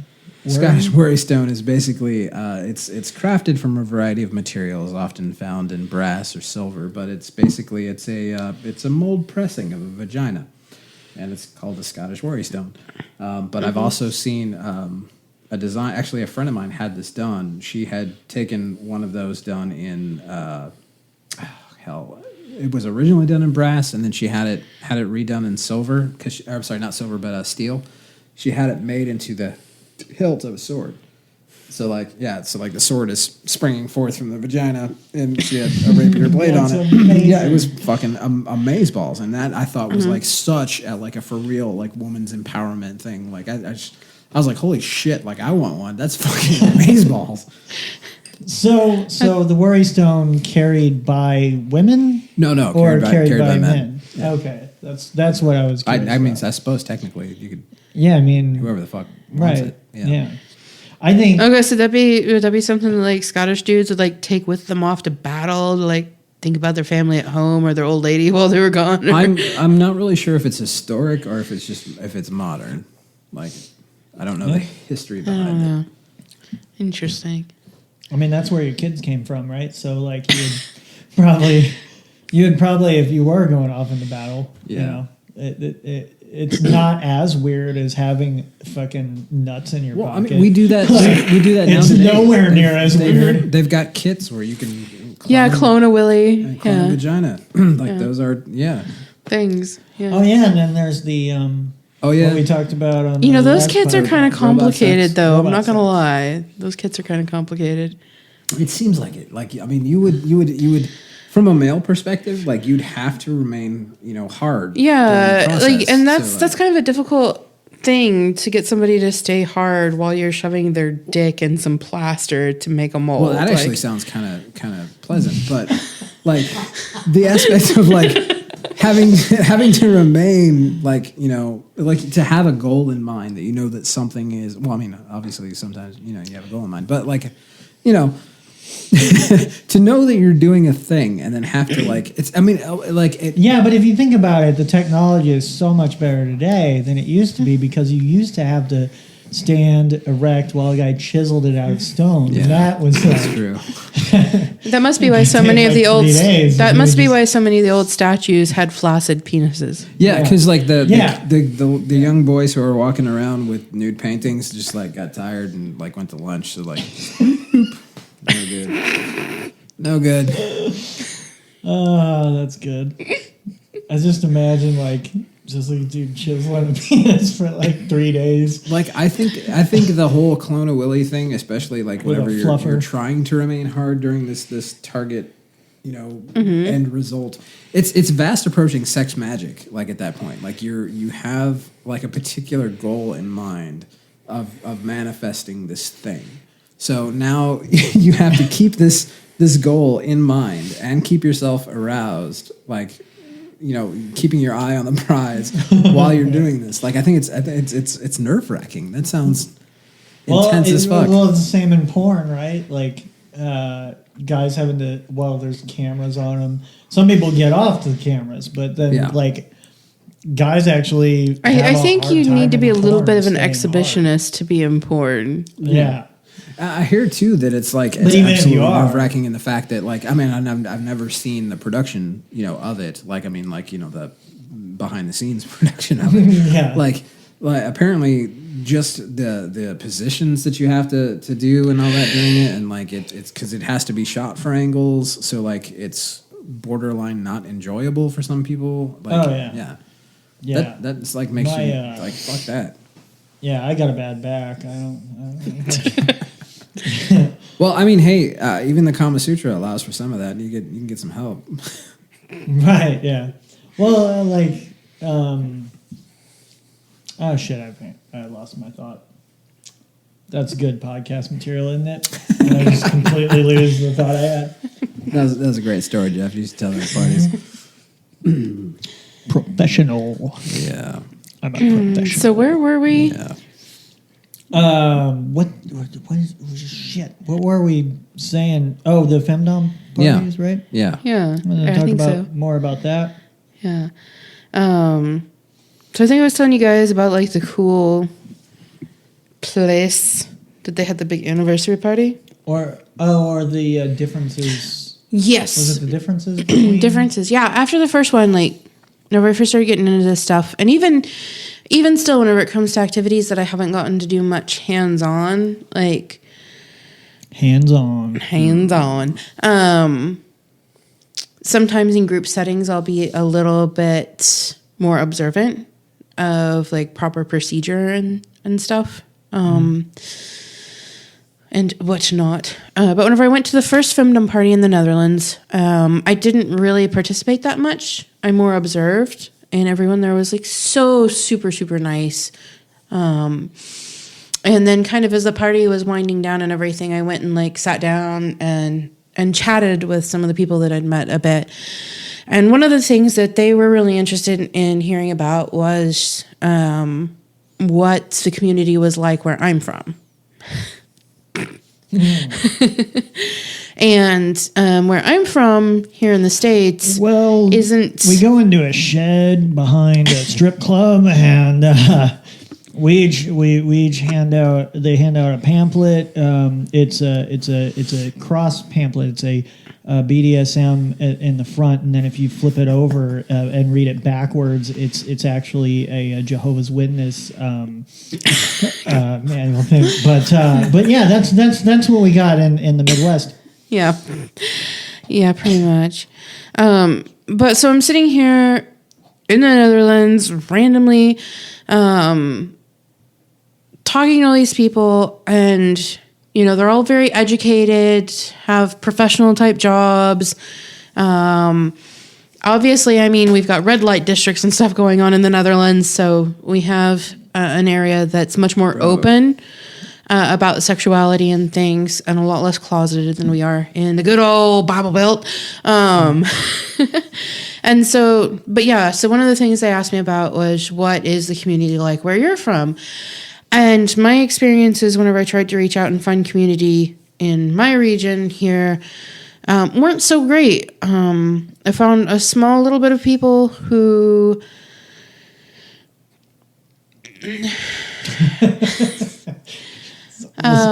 Listen to how weren't hard quite it is. as... Take your time. Yeah. What I ran into a lot, though, was situations where the people that you're meeting and stuff weren't necessary, that were willing to be a little bit more open here, don't have a lot to lose. We'll put it that way. Like, if somebody outs them or whatever and stuff, they're not in hugely respectable, like, and there may be some, but they're not going out in public. They're not, going to events and stuff as much. But it really felt like it was based mostly around like swinging and partner swapping and less other kinks. And the expectations seem to be like doing exactly what they do or not being accepted. Oh, like here? Like, yeah. Yeah, and a lot of pressure to do things like a specific way, and like if you're not willing to like partner swap or do this thing or that thing that they want you to do, then kind of. And there wasn't any of that pressure or anything over there, and so they were kind of really shocked whenever I told them what things were like here, that we didn't really have a lot of events and things, and that it was very, what little bit there was felt very cliquish and unwelcoming. So. Well, I mean, we don't have a Jack in the Box either, so It's true. Or a Trader Joe's. Or a Trader Joe's. Or Whole Foods. Yeah, we need to get on that. We are getting a Ross, though. Just Are we? FYI. Are we? Okay. Yeah. But yeah, so just White Castle. Bring a fucking White Castle here, you cock douchebags. I want White Castle and oiled up lesbians. God damn it! Why? Jeff. Why can't I have Jeff. Jack in the Box? Jeff, that could be a chain. Like we could make. And it could still be called Jack in the Box. well, there was that one strip club once that had biscuit and gravy wrestling. So I mean, Yeah. I'm not sure how I feel about that. so what you can do, Jeff, because White Castles can be a little greasy sometimes. Yeah. You can just have White Castle wrestling. You can have your lesbians wrestling White Castles. I think I'd go see that. Yeah. Oh man. Okay, so wait. Well, let's rewind this for a second, because fucking biscuits and gravy wrestling. Can you get more redneck than that shit? I mean, Oh my god. No, everybody who's ever been involved in the administration of a biscuit and gravy wrestling event or any involvement in it is the problem with America.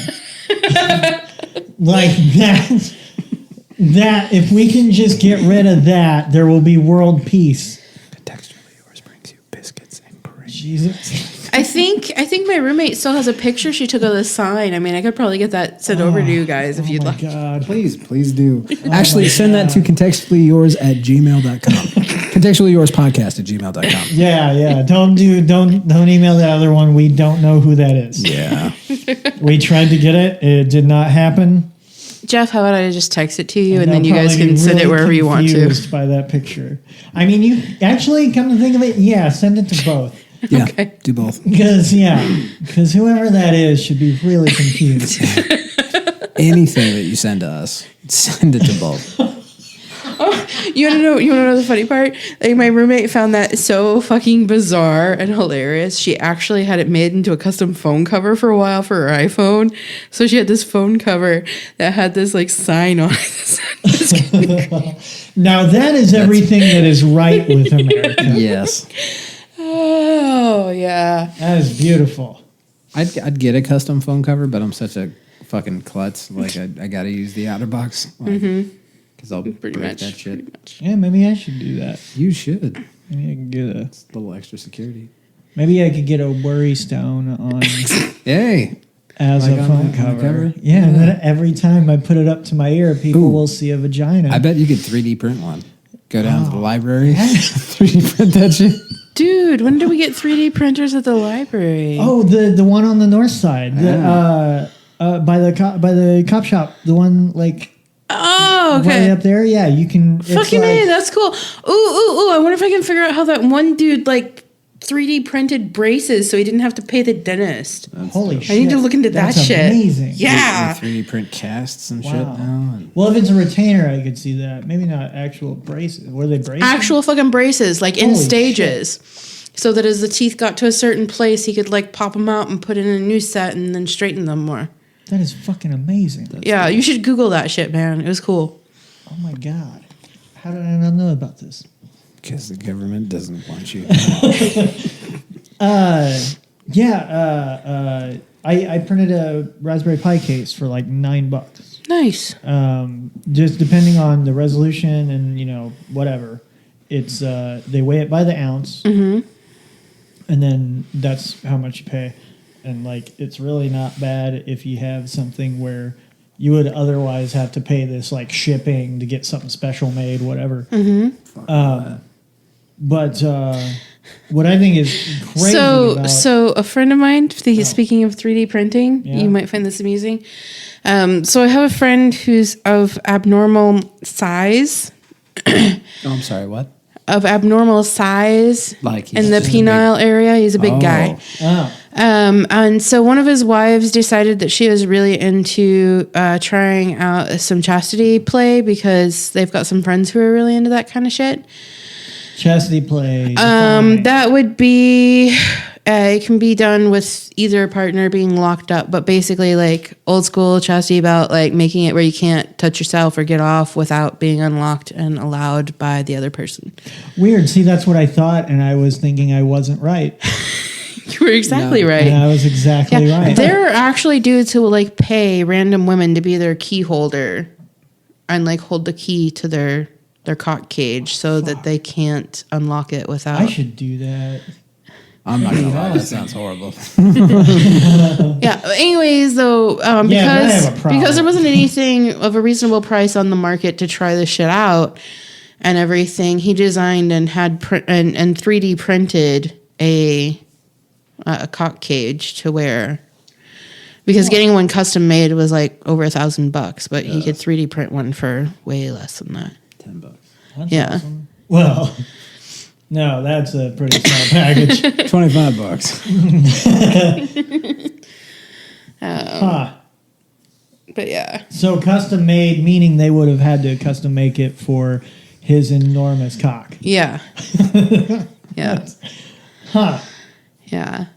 I actually have an ex that it would have cost around, I think the cheapest I found was about $500 to get one made. There's an interesting cultural phenomenon. Like, Whoa. do you get, Jeff, do you get intimidated if you hear that a guy's got like a huge dick? Like, does that I get in? Yeah. Wait, what situation we talking? Just like even are we like okay? There's 5 people that are gonna put their dicks in your ass. No, not then yes, totally. I mean that's cause. I mean, Yeah, I get that. Just in general, do you feel like a whenever you hear stories about somebody having a ginormous schlong, does that just like instill like a instinctual like? Not really. I'm more like, good for you, buddy. Yeah. Like, you know what I mean? Like, oh my God. So my old roommate. Okay, so this is a good story. I had 2 roommates in this house in St. Louis, and we were rebuilding the house. It was a fixer-upper. We cleaned up so much shit out of that place. And one of the guys... was like he was a sergeant in the military. He's this big dude, whatever, and he was dating this chick that they'd been dating for like I don't know, like a while, and they still hadn't had sex. And he's always just kind of frustrated about it, whatever. And we give him shit about it.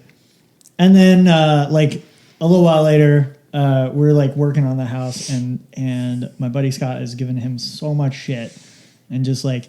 Yeah, dude, you're putting it on wrong. You fucking just like railing him, and he's standing at the bottom of a ladder, and we're just looking out at him. I'm just standing in the window, like just watching him go back and forth and kind of laughing.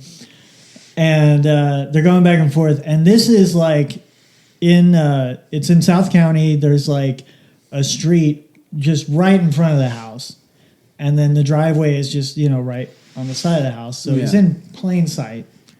And he eventually just gets fed up with Scott giving him shit, and he just drops his pants.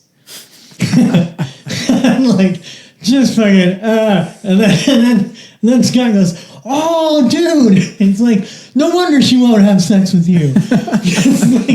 He's like, that thing would fucking kill a horse. And like, it's like this just enormous cock, and like he's just well hung, and then he's just like. It was funny because he was more embarrassed by doing that because Scott just flipped it on him. Instead of going, dude, why did you do that? Like, Scott was like, oh man, good, you know. so I don't know, he was like more embarrassed. It was fucking hilarious. Yeah, that's great. Yeah, so yeah. That You know kinda, what's really funny, talking about the societal like aspects of this kind of thing, though. One thing that's really weird to me is, do you guys Reddit at all? No, I'm not that trendy. Okay. I do a little bit. Okay, I have a little bit, but there's a subreddit called Big Dick Problems. And an observation, an observation that I made reading stuff in there is you got all these guys that are like well above average size, but if they think somebody might be bigger than them, they get totally fucking threatened by it. Like, the dudes are, like, you're talking about dudes who already have, like, an 8-inch dick, but if somebody has an 8.5-inch dick, then they get all super, like, offended and start telling you that you're lying and stuff. And it's really kind of, like, sad funny. Is that the same as, like, if you were getting drafted into the NBA and you find out some guy's taller? Yeah. You know I what think mean? so. Yeah. Yeah, like Man, I'm 6'7". How dare he be 6'8"? Like, Like, you got some real competition out there.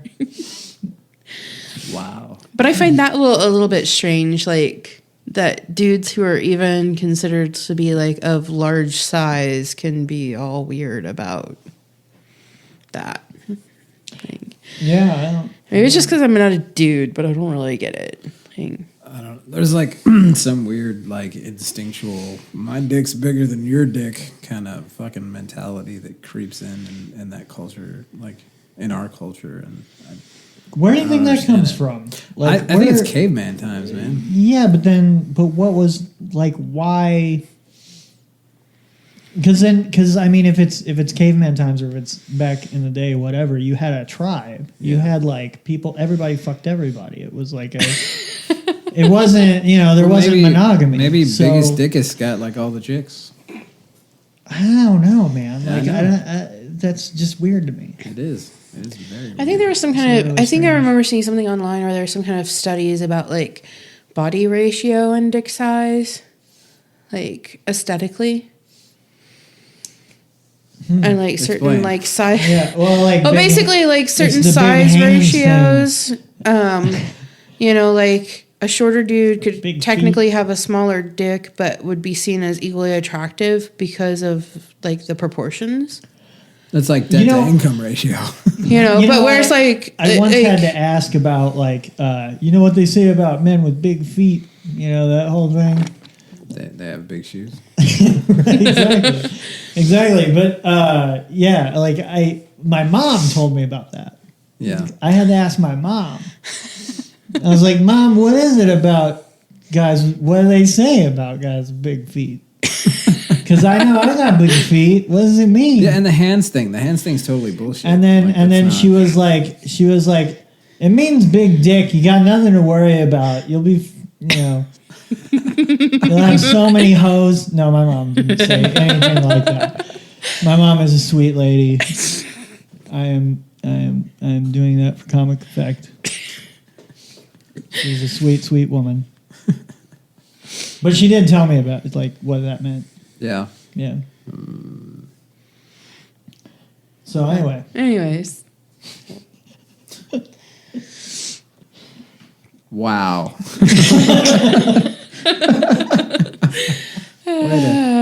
way to bring the momentum. I've been trying like 5-6 different times to come out to get a solid bit out of any of this, and I'll start one and it won't go fucking anywhere. It's okay, we still love you. Yeah. Yeah. Hopefully. So what you were saying earlier was that fetish and BDSM community and even like lifestyle parties in the Ozarks or like in the greater Midwest area just suck. Like I haven't traveled around to a lot of the bigger cities. Like, you get up around, like say, if you go up to Chicago, you might find something or whatever, but I just haven't had opportunity to go to more cities to try things out. St. Louis, Kansas City kind of thing. Yeah. I know there's some swingers clubs in St. Louis. Yeah. And- but I mean, the kind of downside Yeah, of that, though, don't is if quite you're count. not really into swinging Yeah. and partner swapping, then that doesn't really do much for you. Yeah. Yeah. Like- Or a Mormon. Yeah, because it's like even though I've kind of like grown as a person and stuff, being involved in BDSM and things, I've kind of leaned a little bit more towards ethical non-monogamy in my relationships. I'm still not really into the swapping, swinging kind of thing. Oh, right. Yeah, I think that demisexuality aspect plays into that. Like, You ever, do you know who Christopher Ryan is, the author? Had that book, Sex at Dawn. I've not read that. He's an anthropologist, and he talks about like how hunter-gatherer societies function, and how there's really no such thing as monogamy in those societies, and how we shouldn't have any shame around like it's basically, it goes over like why people cheat and all this other kind of shit. And yeah, it's dishonest and it's terrible, but at the same time, like there's like this like biological kind of Yeah. thing. Well, that's and been- I think the thing that makes it bad is the lying and dishonesty that comes along with it. Yeah. You know, like just societally, we like, have "Hey, this I'm gonna-" expectation Yeah. of we're supposed to pick one person and be with that person and only that person for our entire lives, or we failed. Right. That's bullshit. Total bullshit. Total bullshit. And it's very unhealthy. What I've learned, I feel like it's very unhealthy, that way of thinking, because a lot of the times people get involved in, you know, monogamous, traditional, whatever relationships as we're presented them, and you expect this one person to meet all of your needs. Well, let me stop you there, because I don't think there's anything wrong with that either. Yeah. But that's It works but- for some people. but For some yeah, people, it works. It totally works. And I think that there's a expectation, like what you were saying, with a person to meet all their needs. I don't think that's necessarily an expectation of traditional monogamy. I think that's maybe more of an expectation of a culture that is romanticizing romance, I guess. Like, I don't even know a better way to say that. But like they're like these just super fucking rom-com expectations of life that have nothing to do with an actual intimate relationship. Yeah. Like, you know, where it's like this person's supposed to be like great in bed and a good provider and meet all your emotional needs and be your therapist and be your best friend and be the person you hang out with all the time. Like, you know, because I've seen people like, especially in the very heavily like religious aspects of you wait till you get married to have sex and this and that and da da da da da, and boys and girls are kind of separated and I'm a all big this fan of try before you buy. you know, of all this shit, you know, and then you're putting all this pressure on this one person, and I don't think that's healthy. I think that's very bad for relationships. And I mean, I have a couple of different relationships right now, and my boyfriend, who I brought over the other day to play games and stuff with you guys, that's a really good relationship. That's the only sexual relationship I have right now. And there's some BDSM aspects to it and things. But it's completely, it meets one set of needs. But then the person that I have involvement with long distance right now, because I'm in the States talking to you, you know, but the person I'm involved with in overseas in Europe is very submissive, and we don't have a sexual relationship, but we have a very strong, intimate, dominant, submissive relationship. And then they have another partner, and I'm friends with their other partner. So, you know, but I get different things from these different relationships, and it wouldn't be possible for one particular person to meet all those needs. Yeah, so then there's the other thing with like what qualifies a because I've always been able to I've always had a hard time bridging the gap. Mm-hmm. Like I'll just say it. I just fucking suck at dating. And it's bridging the gap between the friendship and then like the sexual relationship.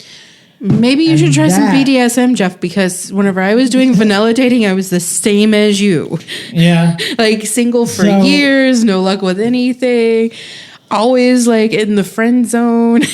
Well, yeah, and I don't. Well, see, the whole idea of the friend zone kind of annoys me because Me too. I don't like the idea that like there's relationships that are exclusive to friends and exclusive to actual romantic relationships. I think that's bullshit. I think like you can have friends, and then if you have sex with those friends, then they're sex friends. Like I don't Yeah. It's weird to me that. Well, and it's also like you can know somebody on so many intimate levels, and we like that's that whole thing of like putting people in boxes, you know. That's exactly. Whole, well, I'll be honest with you. it's Like weird. last year, whenever I was living in the UK, like my one person that I know over there, we'd been friends for a while online, and whenever I moved over there, like we went to dinner the first night I was there. He helped me get like bedding I needed for my room and a phone and all these other things that I needed to do. Like I say, though, he's very service oriented. I think we discussed that earlier. Yeah. And just really, really helped out with tons of stuff and everything. It was really great. And like while I was living over there, like every few weekends he'd come over, we'd have sleepovers, we'd cuddle, whatever. But it wasn't a sexual relationship. So in my head, because I'm used to if you have a romantic relationship with somebody, that it's a sexual relationship. So okay, so that I guess that's where I'm. So what? Okay, so then what's the line between like friendship and romantic relationship? If like taking sex out of it entirely, like what's the difference there? I think that's just the emotional involvement and emotional intimacy that you develop with the person. So do you think that depends on the individual and how open they are? Because I have dude friends that I've told more like intimate secrets and crazy shit to than a lot of like girls I've dated or whatever. Like so. Well, I think the thing there would be like is if you and those dudes ever have a discussion, and it's like, yeah, dude, I think I'd like be with you if like I could meet your needs and we wanted to fuck, and I'm totally in love with you, dude. Then that would be a case where that you have a somewhat of a romantic relationship with that friend, even though you're not going to have sex with them. And pretty much with let me finish my story. Okay, but that'll that's help. just like okay. Yeah. So anyway, so I have this close emotional relationship with this friend and everything. And then a while after I came home, we were talking and stuff and everything, and he's just like, I'm just like, man, I really miss you, blah blah blah blah blah, and everything, and he's like, well, I've got feelings for you, but because we don't have that sexual aspect of things, and I wouldn't be able to meet all your needs. So, and we kind of had the dominant submissive dynamics. I think I get. And so that was kind of the holdup there of like we can't have a relationship besides just friends because of sex. Because you're not sexually attracted, or he's not sexually attracted, or whatever it is. Like there's the actual like sexual attraction isn't there. Yeah. But this particular person's sexuality is like a little bit. But that's still kind different. of like. But it'd be kind of like if somebody's asexual. Would you say an asexual person that doesn't have interest in sex can't have a romantic relationship? I wouldn't say that. I just think that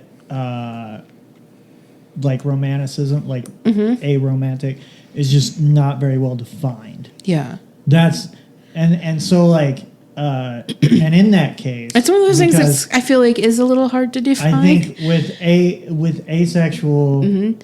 Okay, like with this person, we're very close, we're very intimate.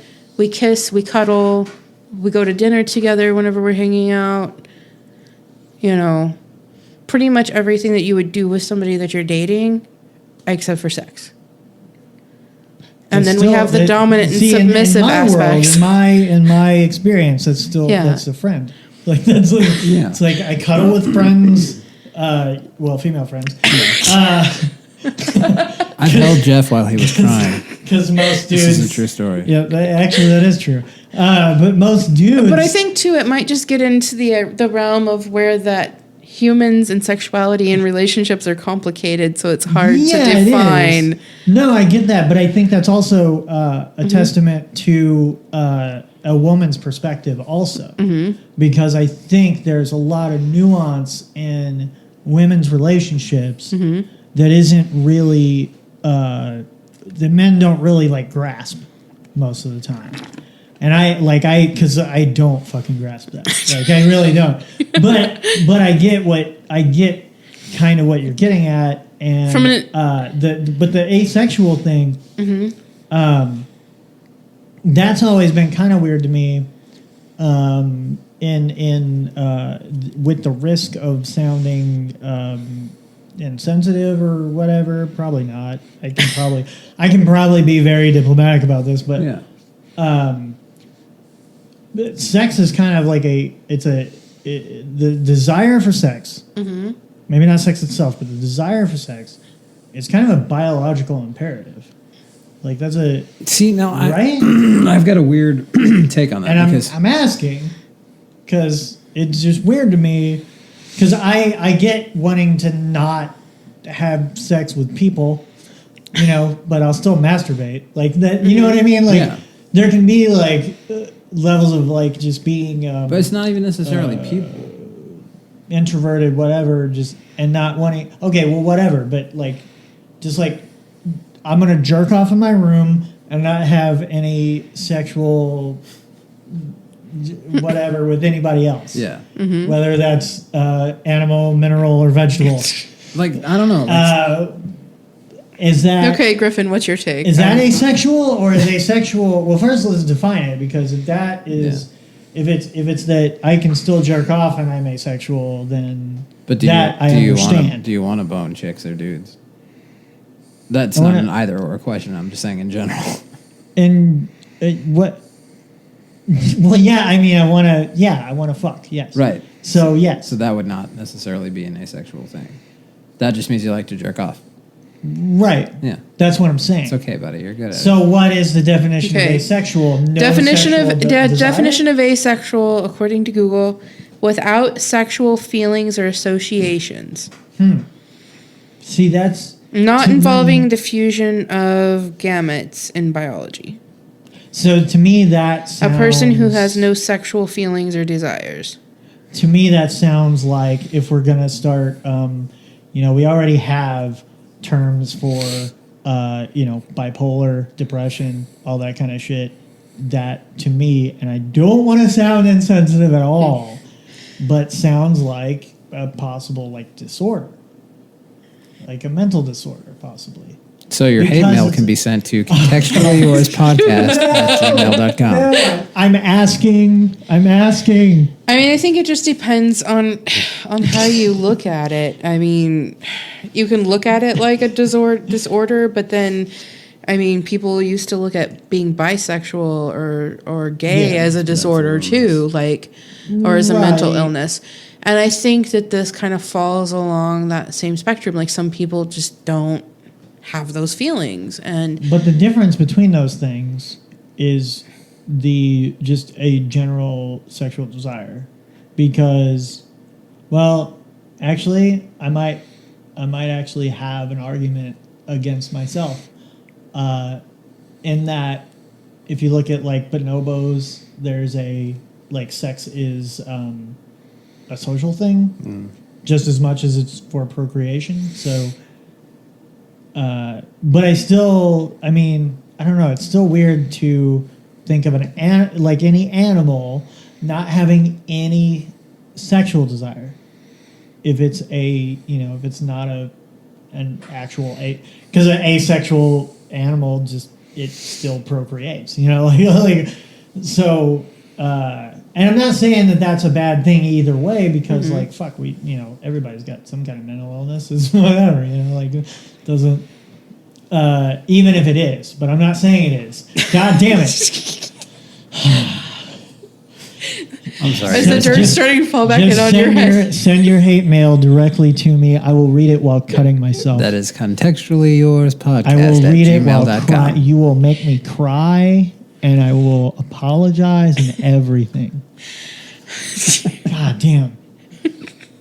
I think the dirt's starting to fall back in your It's head. so with that hard. hole you're It's digging. so hard to talk about shit nowadays. But yeah, Should no, we send you the Wikipedia link so you can learn more about it? Yeah, no, I'm totally. Yeah, that's what I'll do. I'm curious. I will look at. I do think you can have those relationships with people and not have like a desire to bang them. Like, I mean, even if it starts out that way, like I've been in the water where I feel like a fucking sexual shark just ready to fucking find me a nice, tasty seal just to bite the fucking head off. And then all of a sudden, That's such a. Oh my god.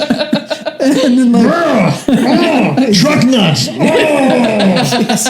and then all of a sudden, like, the dynamic changes. And then like several of my best friends in the entire world have been women who like we will cuddle, like we'll sleep next to each other in the same bed, but there's no desire to bang. Like it's just like, this is my friend. So it's almost like a brother sister type relationship. Not quite, but like you feel this person as like familial, like as part of your tribe, and like you then become protective of this person. So it's that kind of dynamic. But there's no bone and desire. Even if there was originally, like it can not be that way, and you can still have that intimate relationship with them as your friend. Yeah, I get that. I just think that's still a friend. Yeah, I've had those. It totally is. It's just an interesting, dynamic perspective. Like just because you're laying next to a chick in the middle of the night who's your friend doesn't mean that you feel the desire to put your penis in her. Yeah. Accidentally grab her boob, maybe. But pure accident. Yeah. Yeah. Oh my goodness. But then there's also, if I don't know. Well, there's also like hypersexuality, right? So if someone's hypersexual, So this would be kind maybe of they the opposite of that. wouldn't have, yeah. So maybe if somebody's hypersexual, they wouldn't have those relationships, True. those types of relationships, True. because it'd be like, oh, I want to put my dick in you all the time. Yeah. And that's not necessarily a bad thing, I guess. I mean, it could be if they don't have control over themselves. I mean, I guess it worked out okay for Zeus. Like he just fucking all the things. yeah. And Dagda from the Irish myth, the Irish god Dagda. The Irish god Dagda? Yeah, he went around fucking all sorts of. You just, Yeah, like, hey, that looks interesting. hey, there's a hole. Oh, jeez. A worm heel. A wormhole. Somehow it went from me trying to discuss ethical non-monogamy to, mythical gods that fuck everything. Yes, I really not think they only go hand in mythical hand. gods, but mythical gods that fuck wormholes that put them in another dimension of space and time. Where they're on a sick reality show Yeah. where aliens have created a glory hole to see who will stick their dick in it. What kind of aliens do you think you'd have to fuck to travel through time? Would you fuck a slee stacks to be able to travel in time? I don't know, but I did. But you did mention time travel before we started That's the true. podcast, and Yeah. I just wanted to throw that in there. I appreciate because that. I wanted to. So we brought up every reference that we've talked about today, I think. Thanks, babe. So, You guys.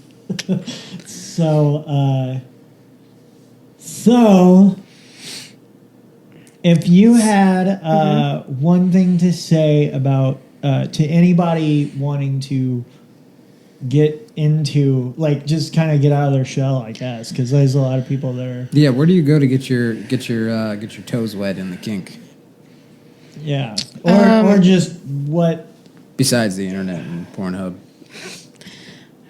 Don't Pornhub. Porn is a very inaccurate representation of everything ever. What? What? Shattered the illusion. Oh my god. So, What do you mean? What you mean? well, and honestly, I feel like I've had a lot of conversations with dudes that like completely are fucking up their chances of having an actual like BDSM related relationship because they've watched too much porn and they expect everything to be exactly like a porn.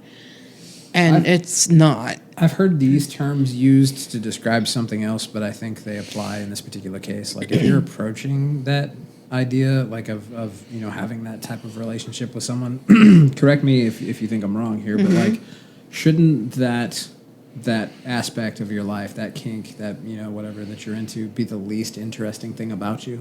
Yeah.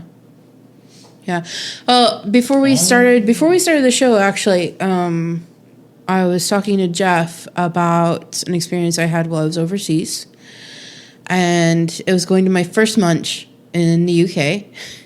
Yeah, we did talk about that. Yeah, and it was my second day there. I was a little bit scared shitless because I was afraid I was going to get lost. I'm in a new city. Like, I have no fucking idea what I'm doing. I'm going to get up for the right bus stop, whatever. Anyway, so I go to this munch, I get to the pub, and I get to the room that's, like, reserved for the event, for everybody to hang out and stuff. I pretty much step inside the door. Oh, sorry, bumping the microphone there. Step inside the door, like, right inside, outside of the doorway. I talk to, like, two people who were standing next to me, both of which ended up being, like, really great friends. But whatever. So I'm standing there, I'm trying to have conversations with people. I'm kind of freaking out on the inside, social anxiety and whatnot. And then I look over and I see this guy, and he looks about as scared shitless as I'm feeling on the inside. And so me being an empathetic person, I'm like, hey, what's up? And kind of started a conversation and talked about like movies and whatnot, and ended up discovering that like, we both had like vinyl record collections, and oh, you've got that album, I've got this album, da da da da, whatever. And then long story short, he ended up like offering to buy me a drink, and I kind of got away from the crowd a little bit. And the next thing you know, he's like telling me about the beginnings of democracy in Poland in the 1500s. Now, I'm not super hardcore into politics, but I enjoy having conversations with people about things they're passionate about, besides their dick. Oh, yeah. Right. Because they can just send you that in a picture. Yeah. It's really easy. Picture's worth 1,000 words. Well, and so anyways, though, so this guy ends up, he's like, turns out to be like half my age, but really super smart, really passionate about the stuff he's studying at university, really interested in a lot of different things. So, we ended up becoming friends, hanging out, and developing a relationship for a while I was there, but it was because there was all these other things going on that didn't have anything to do with sex, that didn't have anything to do with BDSM, that were about you're a person with interests and goals and things to talk about. Yeah. Well, yeah, there's that idea that, like, you'd be, like, stepping into this other realm, like, these other, like everybody's fucking human. Like, like, everybody's... Yeah, like, you still have to pay rent, you still need to buy groceries, you still have to make money somehow, like... Yeah. And it's not like you're going to walk around in a leather cat suit, like, 24/7, with a bullwhip saying, crawl, you worm, or something. Right, yeah. That's intense. Well, that, and it's, I think that can be said for even, like, I don't know, like, even dating or something. Like, if you think of it, just because there are elements of objectification doesn't mean that it is an entire realm of objectification. Like just because there are elements of just because it's this thing you haven't done or this other like experience, it doesn't mean there's not like connections you can make with people on the most comfortable, basic level that you always connect people with. And yeah. Because like I know the one girl I dated when she said, hey, let's I kind of want to go to the swingers club, and I had no idea. Like I was just like, wait, you're into that? What? What? Mm-hmm. Like it was really fucking weird to me. Never did go, which was a bummer. But yeah, I was like, all right, I guess I'm over. Yeah, sure. Like I was kind of uncomfortable with it at the time, just because I'm an insecure dude. But like then I got over it fairly quick, but not quick enough before she broke up with me. But yeah, it's a really weird thing where like all of that shit is human. Kinks are human. Fucking, you know, there's no shame in any of it. Yeah. But yet, like, you psych yourself out, I think. A lot of people do anyway. Yeah. Well, I think sometimes we're used to whatever societal, like, ideas we've been taught in our lives. And then whenever we're faced with something different, it's really uncomfortable. Yeah. I started trying to talk about ethical non-monogamy earlier. And that's kind of something that I stumbled into. It wasn't really intentional. The partner that I have now, the boyfriend, started out as a friend with benefits. We were friends. It came up, like, you know, whatever. And it wasn't ever supposed to be anything more serious than that, according to the original plan. You know, but yeah, a year and a half later, he's moved halfway across the U.S. and lives with me. So, but I had that friends with benefits thing. Went off to the UK to live for 6 months, and it was like, sure, fine, go have fun, do whatever you want to do. You know, I get over there, I have my friend that I have the really close, intimate, kind of dominant, submissive relationship with, that we didn't know was anything more than just like, you know, friends who sometimes boss one of the others around. You know, and then I ended up dating the person that I talked about from the munch. And so kind of inadvertently, without any kind of plan to it, I ended up having these 3 different relationships at the same time.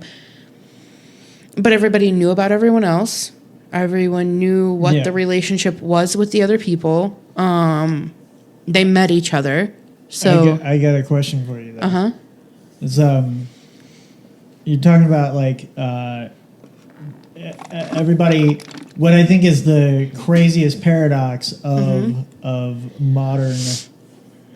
modern culture is the idea of not wanting anyone to be in a box, yet defining them fucking rigid. Like the language used is so rigid and specific, like so that if you want to be an individual, you're going to have 1,000 labels applied to you, as opposed to just being an individual.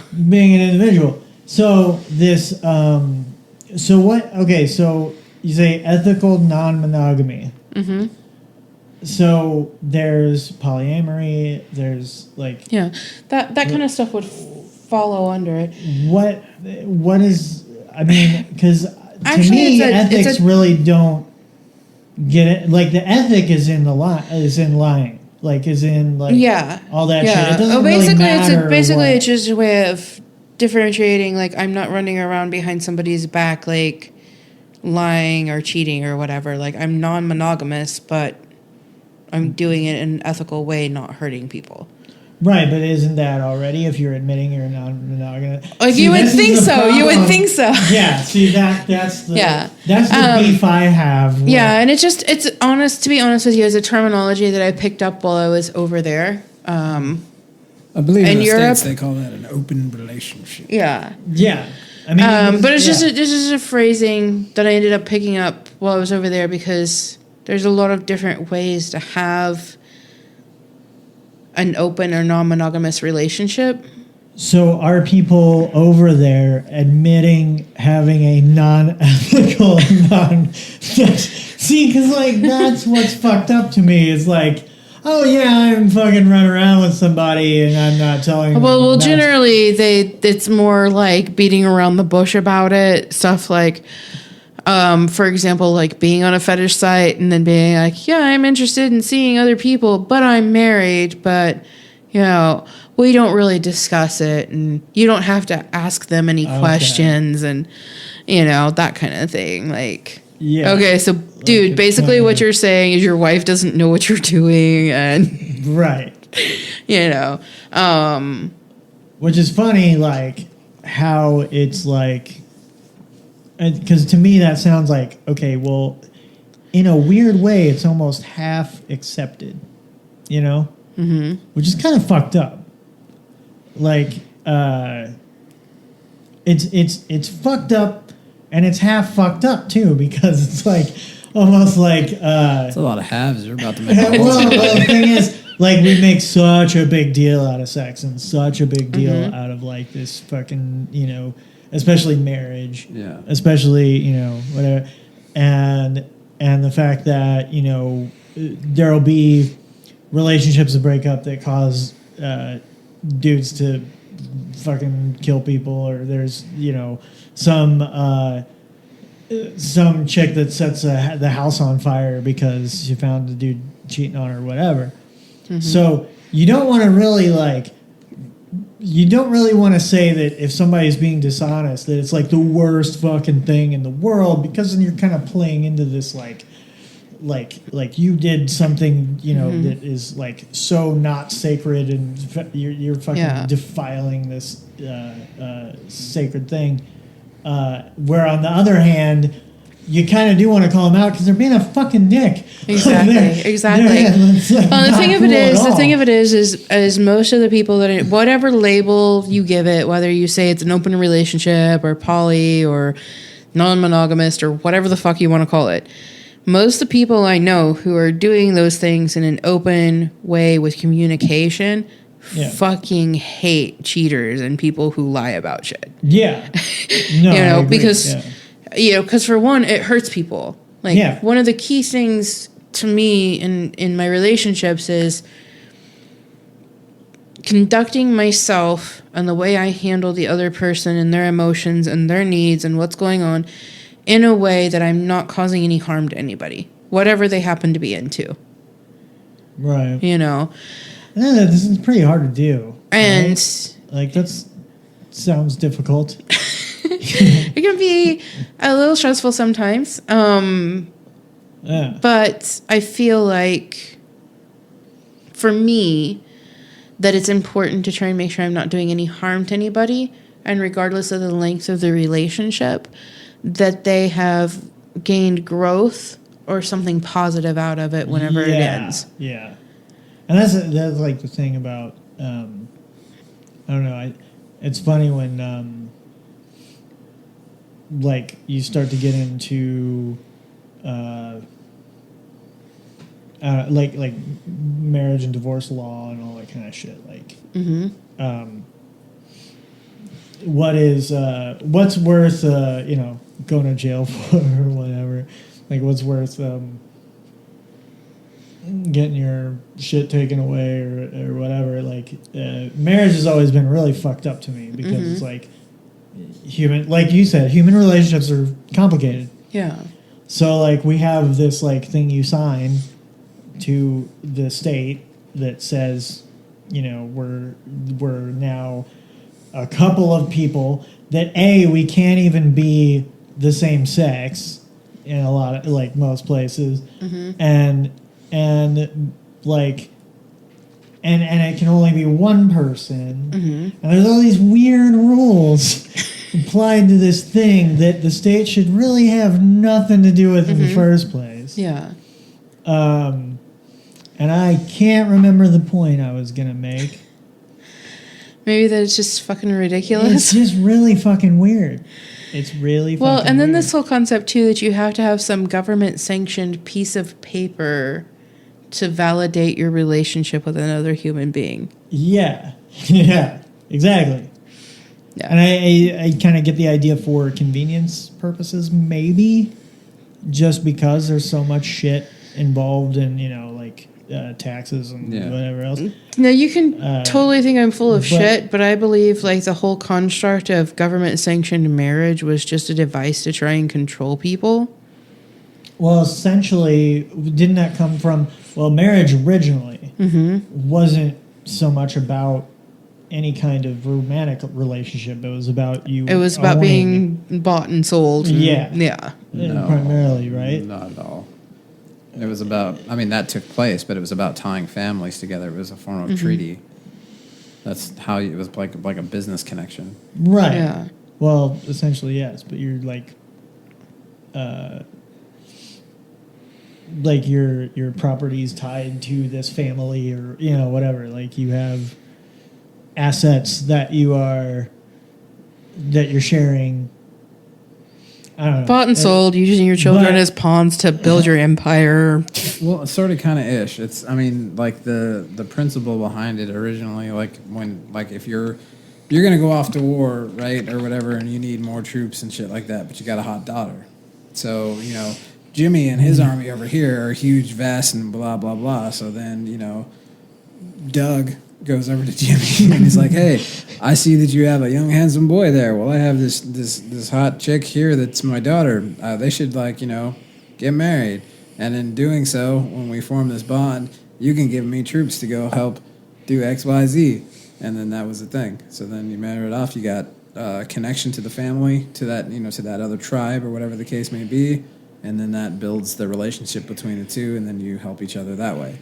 That was also, and there was financial gain involved in it too, of course, because there was the whole dowry thing, and depending on where you're coming from too, because each culture had different aspects for it. But that was a thing. It wasn't just about ownership of a person, because you could buy slaves for that. Well, that's true. But that's like the parents owning the kids, essentially. Yeah, you got hardcore arranged marriages, Yeah. which still were for political and family ties. That's the the line of kings and all that kind of shit. That people didn't get fucking married for love. They fucking were signing peace treaties and shit with other countries, and they're like, you know what? To seal this deal, how about we have our kids get married and fuck? Right. And that's so crazy to think that was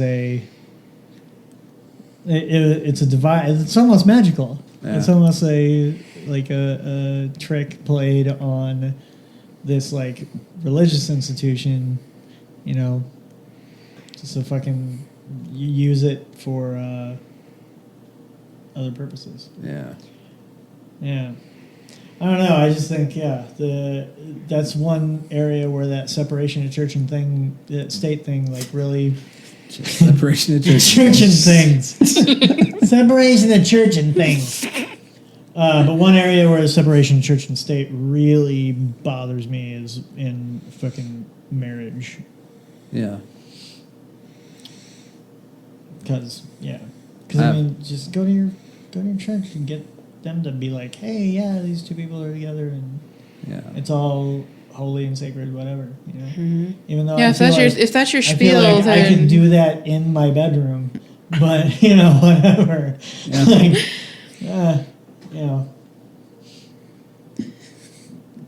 A ceremony. I think it should. I think. I just don't get the whole thing of having to massively prove to everybody that you're with this person. Can't you just move in and then it's kind of obvious you're there? I just don't get it, and I don't understand either the whole idea that you should have to stay with somebody forever no matter what. That's kind of the thinking. My great grandparents were very religious. My grandma was brought up that way. She was very religious, so her kids were kind of taught that that's what you're supposed to do. And so I watched my parents be in this really fucked up relationship for 30 years. At the risk of negating my own point, I will say that my grandparents on both sides, they had some very long-lasting, beautiful relationships. Yeah. And I think that with the mentality that, and just old school dudes and old school women were just, that's what they did. It was all like, it was just sacrifice. It was like, Yeah. I'm going to have to be with this person forever. So whatever petty bullshit I'm mad about Yeah. should probably just go out the window. Yeah. Like, let it go. Yeah. And so, like, Yeah.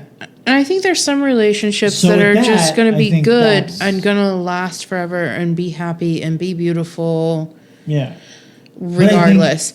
And then you're also going to have situations where it's not healthy, it's abusive in some way, Right. you know, whatever. And for a very long time, people felt like they had to stay even if it was bad. Yeah. Yeah, and you don't want that. You know, so I think But- there's just kind of like we've swung the pendulum from over there here where is- like it doesn't matter like if your spouse beats you and doesn't let you eat food or whatever, you have to Right. stay, you have no choice, over to you left your socks on the floor again. Fuck you, I'm getting a divorce. Yeah, You yeah. know? It's like I'm done. Too many socks. I'm going to find me a man. that puts his laundry in the hamper. Or doesn't have feet. Yeah. But I So, feel like it's like yeah. extremes without balance. Yeah, and I think there can be a lot learned from, Mm-hmm. like now, like modern society could learn a lot from these relationships that were like, But I think it's- actually that people actually sacrifice. But I think it's kind of in the disposable mentality that consumerism has developed in our society. yeah, Because when something is broken, we don't repair it, we throw it away and buy a new one. Chuck Palahniuk Right. said it best Yeah. in Marla Singer's character when what was the quote? The condom is the glass slipper of our generation. yeah. Oh man. I just found that I have Choke on audiobook, and I'm gonna listen to that again because it is my favorite Chuck Palahniuk book. Mine is Survivor. I love Choke. I love Choke because it's disgusting and like warm-hearted. It's so fucked up that it's got such a great like what's the word I'm looking for, juxtaposition between just a very intimate, like warm, loving layer beneath just the most grotesque sexual acts like that you can think of. Like it's like Now, bear in mind, I have been around the Oh, fetish community it's for a so while, good. so I don't know if... yeah. No, have you read Choke?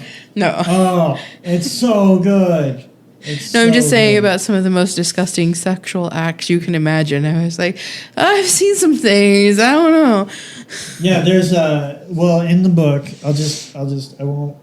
Well, I don't know. Is it a spoiler? Yeah. I don't want to spoil it, but Don't spoil it for the kids. there's some pretty gross shit in that book. But it's gross and heartwarming. I mean, I don't know. I randomly at one point saw pictures of somebody with bugs in their vagina, and that's apparently a kink. And I'm not kink shaming anybody. Like, do whatever you want to do as long as you're not hurting anyone. But I was a little surprised. I'm pretty sure I heard that in a 9 Inch Nails song.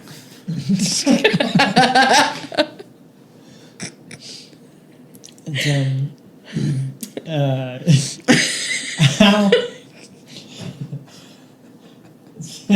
I'm sorry. What? I don't know. There's a bit with a bug zapper somewhere in there. I know there's a joke. You see involving what she a can bug do with zapper. ping pong balls, but wait till she brings out the bug zapper.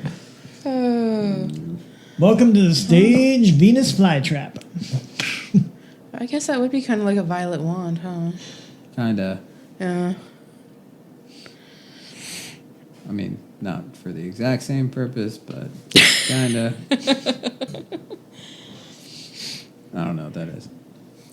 So, I think we've run this subject into the ground. We have. Have we? Have we? Well, Like, Well, thank you, Sarah, for being here. You're welcome. You have been a delightful and lovely guest. I try. What can I say? You gonna do the sign out this You got time? anything to plug? I don't have anything to Do you plug. have any upcoming books? We need to start getting guests that can plug things. Yeah. That's So at the end, we actually have some kind of closer. yeah. Do you wanna sign Well, us I mean, out? I did have some shorts. I don't know how to do that. Some people I know put together a couple of books of short BDSM stories Oh, that are available on Amazon. Okay. What's it called? Uh-oh, she's got to look it up. She's not a very good friend, obviously. And the first volume, I actually have stuff in. Oh, nice. This is like stories. Oh, that's perfect. So if you want to That read works some out schmuck, really well. Yeah, if you're the type of person that reads erotica, well, for one, I would like to meet you, but also because I don't have friends like that, I'm kind of like, I just have people that look at porn, and I'm kind of white trash. But Yeah, it's actually really inexpensive. But it's Submissive Men and the Women Who Love Them Uncensored, books 1 and 2, available for Kindle on Amazon. And Nice. they're pretty cheap, but all of the proceeds go to Doctors Without Borders. Like, it was all a charity thing. beautiful. nice. Beautiful. Yeah. What's the author credit, or is it just It was multiple edited stories? by But a they just lady who searched it. published it under the name Goddess Victoria Black. Okay. So if they just look up the title, Yeah. it's nice. Yeah, and there's 2 volumes of that came out, and then there were contributions from multiple people, both men and women, from different perspectives. So, Nice. So you heard it here, folks. Check it out on Amazon. yep. And it's charitable, so you can feel good about reading smut. Yes. Yeah. Unless that's not your thing, in which case, And then just pretend it's not and that you're a dirty fiend or whatever. I wish I could just jerk off and feed the children. Oh wait, that sounded really bad. That sounded really bad. I did that shark metaphor, man, and I was about to say like, yeah, I was in the tank like a shark, like a fucking sexual predator, and I was like, wait, that sounds horrible. I'm a little worried about you guys. Not sure. Not sure. Terrible. Yeah. Send your hate mail to. Contextually Yours podcast at gmail.com. I don't know. See, I could have ended the joke there, and you wouldn't have had to actually say the email. Oh, Could have cut off the podcast, all right. and then it would have. Now we're gonna get hate mail. Fuck. All right. Well, ladies and gentlemen, thank you very much for hanging out with us this evening. You still haven't turned this off. This has been Contextually Yours. Bye, guys. Peace.